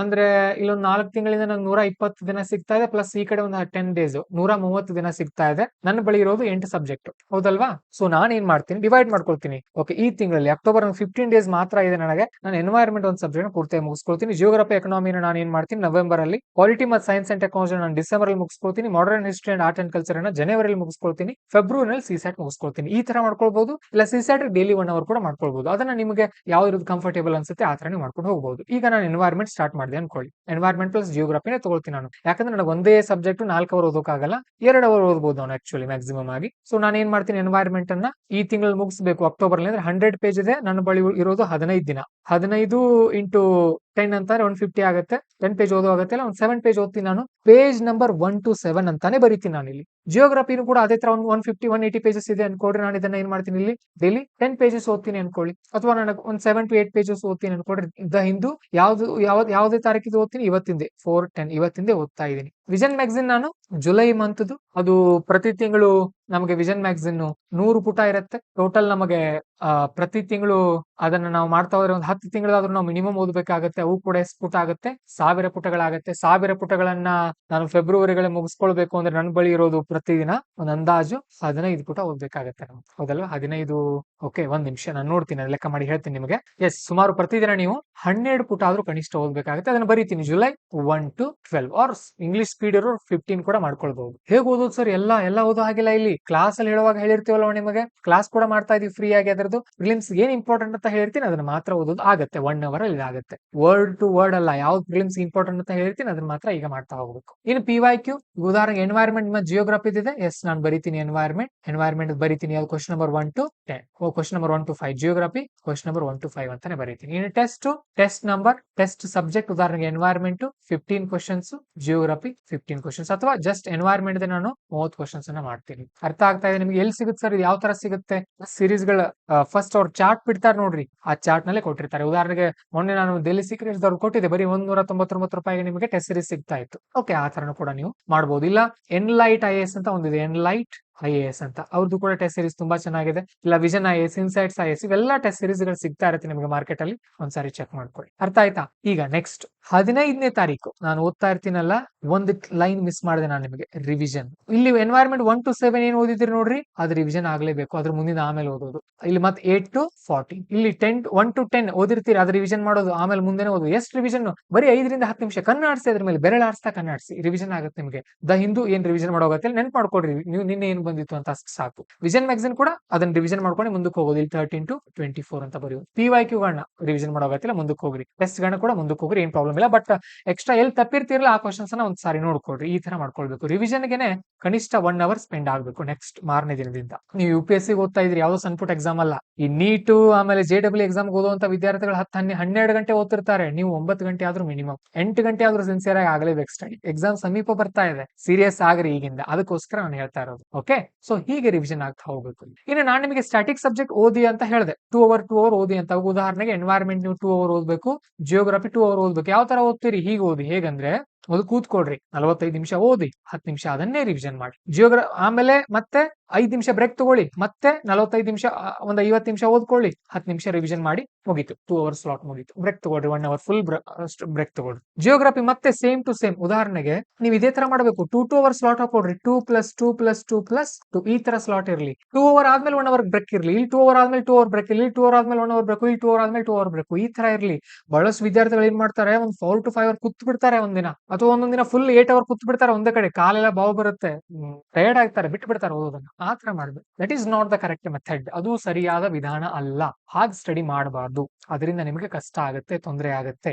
ಲಾಂಗ್ ಅವರ್ಸ್, ಲಾಂಗ್ ಎನರ್ಜಿ ಬೇಕು ಅಂತ ಅಂದ್ರೆ ಬ್ರೇಕ್ ತಗೊಂಡೇ ಮಾಡ್ತಾ ಇರಬೇಕು. ನೆನ್ಪಿಟ್ಕೊಳ್ಳಿ, ನೀವು ಓಡೋವಾಗ ಕಂಟಿನ್ಯೂಸ್ ಮ್ಯಾರಥಾನ್ ಓಡೋವಾಗ ಕಂಟಿನ್ಯೂಸ್ ಆಗಿ 1ನೇ ಕಿಲೋಮೀಟರ್ಗೆ ಎಷ್ಟು ಸ್ಟಾರ್ಟ್ ಮಾಡಿರ್ತೀರಿ, 100ನೇ ಕಿಲೋಮೀಟರ್ಗೆ ಅಷ್ಟೇ ಎನರ್ಜಿ ಇರುತ್ತಾ ನಿಮ್ ಬಳಿ? ಇರಲ್ಲ ಅಲ್ವಾ, ಕಡಿಮೆ ಆಗಿರತ್ತಲ್ಲ ಎನರ್ಜಿ. ಅದೇ ಸ್ವಲ್ಪ ನಿಂತು ರೆಸ್ಟ್ ತಗೊಂಡು ಹೊಡೆದ್ರೆ ಎನರ್ಜಿ ಇರುತ್ತಲ್ಲ. ಈ ಮೆಥಡ್ ಅನ್ನ ಫಾಲೋ ಮಾಡಿ. 2+2+2+2 ಅಥವಾ 3+3+3+2 ಈ ತರ ಮಾಡ್ಕೊಳ್ಬಹುದು. ನಿಮ್ಗೆ ಯಾವ ತರ ಕಂಫರ್ಟೇಬಲ್ ಅನ್ಸುತ್ತೆ ಆ ತರ. ಒಟ್ನಲ್ಲಿ ಮಿನಿಮಮ್ 8 hours ಸ್ಟಡಿ ಬೇಕೇ ಬೇಕು. ಓಕೆ, ಸೊ ನಾನು ಇದು ಯಾವ್ದು ಪ್ಲಾನ್ ಹೇಳಿದೆ ನಿಮಗೆ, ಈ ತರ ಒಂದು ಸ್ಟಡಿ ಟ್ರ್ಯಾಕರ್ ನ ರೆಡಿ ಮಾಡ್ಕೊಳ್ಬಹುದು ನೀವು. ನಿಮಗೆ ಈ ತರ ಮಾಡಿರೋರು ಒಬ್ಬ ವಿದ್ಯಾರ್ಥಿ ಪಾಪ ಜಸ್ಟ್ ಫಾರೆಸ್ಟ್ ಗಾರ್ಡ್ ಆಗೋಕೆ ಈ ತರ ಎಫರ್ಟ್ ಹಾಕಿದಾರ್ರಿ ಅವರು. ನೀವು IAS ಆಗೋರು, IAS IPS ಆಗೋರು, ನಿಮ್ಮಿಂದ ಎಷ್ಟು ಎಫರ್ಟ್ ಬೇಕು ನೀವೇ ಥಿಂಕ್ ಮಾಡಿ. ಅವ್ರದ್ದು ನೋಡಿ ನನ್ಗೆ ನಿಜಕ್ಕೂ ಎಷ್ಟು ಖುಷಿ ಆಯ್ತು ಅಂತ ಅಂದ್ರೆ, ನಾನು ಕೋಚಿಂಗ್ ಸಂಸ್ಥೆ ಸ್ಟಾರ್ಟ್ ಮಾಡಿದ್ದಕ್ಕೆ ಹೆಮ್ಮೆ ಅನಿಸ್ತು ನನಗೆ. ಅಟ್ ಲೀಸ್ಟ್ ಒಬ್ಬ ವಿದ್ಯಾರ್ಥಿ ಆದ್ರೂ ಇದನ್ನ ಫಾಲೋ ಮಾಡಿದ್ರಲ್ಲ ಅಂತ ಹೇಳಿ. ಮಾಡಿ. ನಾನು ಎಲ್ಲಿಂದ ತಂದು ಹೇಳ್ತಾ ಇಲ್ಲ, ನಿಮ್ಗೆ ಬಹಳಷ್ಟು ಟಾಪರ್ಸ್ ಇದನ್ನ ಫಾಲೋ ಮಾಡ್ತಾರೆ, ಬಟ್ ನಿಮ್ಗೆ ಯಾರು ಈ ಗೂಟುಗಳನ್ನ ಬಿಟ್ಕೊಟ್ಟಿರೋದಿಲ್ಲ. ಅರ್ಥ ಆಯ್ತಾ? ಮತ್ತೊಂದು ಲೆಕ್ಕ ಬೇಡವಾ? ನೀವೊಂದು ಅಂಗಡಿ ನಡೆಸ್ತಾ ಇದ್ರಿ ಅನ್ಕೊಳ್ಳೋಣ, ಅದೊಂದು ಲೆಕ್ಕ ಪುಸ್ತಕ ಮೇಂಟೈನ್ ಮಾಡ್ತಿರಲ್ವಾ? ಮತ್ತೆ ಇದು ನಿಮ್ ಜೀವನ ರೀ, ನಿಮ್ಮ ಜೀವನ ಕಟ್ಕೊಳ್ತಾ ಇದೀರಿ ನೀವು. ಬೇಕಲ್ವಾ? ಇಲ್ಲಿ 1 ವರ್ಷ ಅಷ್ಟೇ, 1 ವರ್ಷ ದಯವಿಟ್ಟು. ಇಲ್ಲ ಸರ್, ನಾನು ಈ ತರ ನನ್ನ ಹತ್ರ ಡೈಲಿ ಪ್ಲಾನರ್ ಇದೆ, ನಾನು ಹೇಗ್ ಮಾಡ್ಲಿ? ಬರೀರಿ ಅಲ್ಲೇ. ಇವತ್ತು ನಾನು ಈ ಸಬ್ಜೆಕ್ಟ್ ನ ಓದಿ, ಅಲ್ಲಿ ನಾವು ಹೀಗೀಗ್ ಬರ್ದ್ವಿ, ಇಲ್ಲಿ ಹೀಗೀಗ್ ಬರ್ಕೊಳ್ರಿ. ಏನ್ ಬದಲಾವಣೆ, ಜಾಸ್ತಿ ಬದಲಾವಣೆ ಇಲ್ಲ, ಹೆಚ್ಚೇನಿಲ್ಲ ಅದರಲ್ಲಿ. ಓಕೆ, ಸೊ ಇಲ್ಲಿ ಆಮೇಲೆ ಈ ವಾರ ಏನ್ ಓದಿರ್ತೀರ ಅದು ಮುಂದಿನ ಸೋಮವಾರ ರಿವಿಷನ್ ಆಗ್ಬೇಕು. 14ನೇ ತಾರೀಕು ಓದಿರೋದು 21ನೇ ತಾರೀಕು ಮತ್ತೆ ಈ ಸೋಮವಾರ ಓದಿರೋದು ಮುಂದಿನ ಸೋಮವಾರ ರಿವಿಷನ್ ಆಗ್ಲೇಬೇಕು. ವಾರದಲ್ಲಿ ಒಂದು ಅರ್ಧ ದಿನ ಬ್ರೇಕ್ ತಗೊಳ್ರಿ, ಸಂಡೇ ಅರ್ಧ ದಿನ ಬ್ರೇಕ್ ಮಾಡ್ಕೊಳ್ರಿ. ಓಕೆ, ಇದು ಬೇಕೇ ಬೇಕು. ಸ್ಟಡಿ ಟ್ರ್ಯಾಕರ್ ಫಾಲೋ ಮಾಡಬೇಕು. ಆಮೇಲೆ ರಿವಿಷನ್ ಅದೇ ತರ ಆಗ್ಬೇಕು. ಹೇಗಂದ್ರೆ ಫಸ್ಟ್ ರಿವಿಷನ್ ನಿಮ್ದು ಎಲ್ಲಾಗುತ್ತೆ, ಓದ್ತೀರಿ, ಓದಿದ ತಕ್ಷಣ 10 ನಿಮಿಷ ರಿವಿಷನ್ ಮಾಡ್ಬೇಕಂತ ಹೇಳಿದೀನಿ. 2ನೇ ರಿವಿಷನ್ ಆಮೇಲೆ ಮಾರನೇ ದಿನ ಬೆಳಗ್ಗೆ ಓದ್ತೀರಿ, 1 ವಾರ ಬಿಟ್ಟು ಓದ್ತೀರಿ, ಸಾಕು ನಿಮ್ ತಲೆಯಲ್ಲಿ ಶಾಶ್ವತವಾಗಿ ಕುಳಿತುಕೊಂಡ್ ಬಿಡುತ್ತೆ. ಈ ತರ ಫೆಬ್ರವರಿವರೆಗೂ ಎಲ್ಲಾ ಸಬ್ಜೆಕ್ಟ್ ಒಂದ್ ರೌಂಡ್ ಮುಗಿಯುತ್ತೆ. ಆಮೇಲೆ ಮಾರ್ಚ್ ಮತ್ತೆ ಏಪ್ರಿಲ್ ಟೈಮ್ ಇರುತ್ತೆ ನಮಗೆ, ಅವಾಗ ಒಂದು 45ರಿಂದ 50 ದಿನ ಟಾರ್ಗೆಟ್ ಹಾಕೊಳ್ತೀರಿ. ಮತ್ತೊಂದು 2ನೇ ರೌಂಡ್, ಅದ್ರಲ್ಲಿ ಮತ್ತೆ ಇದೇ ತರ ಒಂದು ಮೂರ್ ರೌಂಡ್ ರಿವಿಷನ್ ಆಗುತ್ತೆ. ಅವಾಗ ಮತ್ತೆ ಮೇನಲ್ಲಿ total minimum 9 to 10 sorry revision ಆಗುತ್ತೆ. ಅದೇ ನೋಟ್ಸ್, ಉದಾಹರಣೆಗೆ ನಿಮ್ದು ಈ ತರ ಒಂದು ಹ್ಯಾಂಡ್ ರಿಟನ್ ನೋಟ್ಸ್ ಇದೆ ಅನ್ಕೊಳ್ರಿ, ಈ ತರ ಹ್ಯಾಂಡ್ ರಿಟನ್ ಬರ್ದಿರೋದು ನೀವು 10 ಸಾರಿ ರಿವಿಷನ್ ಮಾಡ್ಕೊಂಡಾಗ ನಿಮ್ ಕಣ್ಣು ಮುಂದೆ ಉಳಿದು ಬಿಡುತ್ತೆ ಅದು ಏನಿತ್ತು ಆ ಪುಟದಲ್ಲಿ ಅಂತ. ಒಂದು ಸಿನಿಮಾ ನೋಡೋ ತರ ಫೀಲ್ ಆಗುತ್ತೆ ನಿಮ್ಗೆ, ಹೌದಲ್ವಾ? ಸೊ ದಯವಿಟ್ಟು ಈ ತರ ನೀವು ಫಾಲೋ ಮಾಡಬೇಕು. ಇನ್ನು ಎಲಿಮಿನೇಷನ್ ಟೆಕ್ನಿಕ್ಸ್ ತುಂಬಾ ಇಂಪಾರ್ಟೆಂಟ್, ಅದನ್ನ ಯಾರು ಮಿಸ್ ಮಾಡ್ಕೊಳ್ಳೋ ಹಾಗಿಲ್ಲ. ಅದನ್ನ ಕಲಿಬೇಕಾಗುತ್ತೆ. ಯಾರು ಪಾಂಜನ ISL ಕೋರ್ಸ್ ಜಾಯ್ನ್ ಆಗಿದ್ರೆ ನಿಮಗಂತೂ ಸಿಗುತ್ತೆ. ಯಾರು ಜಾಯ್ನ್ ಆಗಿಲ್ಲ, ನೀವು ಡೆಲ್ಲಿ UPSC ಸೀಕ್ರೆಟ್ಸ್ ನಲ್ಲಿ ಅಥವಾ ಮತ್ತೆ ನಿಮ್ಗೆ ಕಂಫರ್ಟೇಬಲ್ ಅನ್ಸುತ್ತೆ ಅಲ್ಲಿ ನೋಡ್ರಿ. ಮತ್ತೆ ಯೂಟ್ಯೂಬ್ ನಲ್ಲಿ ಕೂಡ ಬಹಳಷ್ಟು ಕಡೆ ಸೋರ್ಸ್ ಇದೆ. ಬೆಸ್ಟ್ ಅಂತ ಅಂದ್ರೆ ನಮ್ದು 2025 ಪೇಪರ್ ನ ಸಾಲ್ವ್ ಮಾಡಿದೀನಿ, ಬಟ್ ಎಲ್ಲಾ ಟ್ರಿಕ್ಸ್ ನಾನು ಹೇಳ್ಕೊಡಕ್ ಹೋಗಿಲ್ಲ ಅಲ್ಲಿ. ಓಕೆ, ಕೆಲವೊಂದನ್ನ ಹೇಳ್ಕೊಟ್ಟಿದ್ದೀನಿ, ಅದ್ರ ಕೂಡ ಟ್ರೈ ಮಾಡ್ಕೊಳ್ಬಹುದು. ಸರಿನಾ? ಇಷ್ಟು ನೆನ್ಪಿಟ್ಕೊಡ್ರಿ. ಯಾರು ಕೋಚಿಂಗ್ ಇಲ್ಲ ಸರ್, ನಾನೀಗ ಫಸ್ಟ್ ಆಗಿ ಸ್ಟಾರ್ಟ್ ಮಾಡ್ಬೇಕು, ನನ್ನ ಬಳಿ ಕಾನ್ಸೆಪ್ಚುಯಲ್ ಕ್ಲಾರಿಟಿ ಇಲ್ಲ, ನಾನು ಏನ್ ಮಾಡ್ಲಿ ಸರ್ ನಾನಂತ ಅಂದ್ರೆ, ನಮ್ಮಲ್ಲಿ ಗ್ಲಿಮ್ಸ್ ಕೋರ್ಸೇ ಕೊಡ್ತಾ ಇದೀವಿ ಪಾಂಜನ IAS ಅಲ್ಲಿ.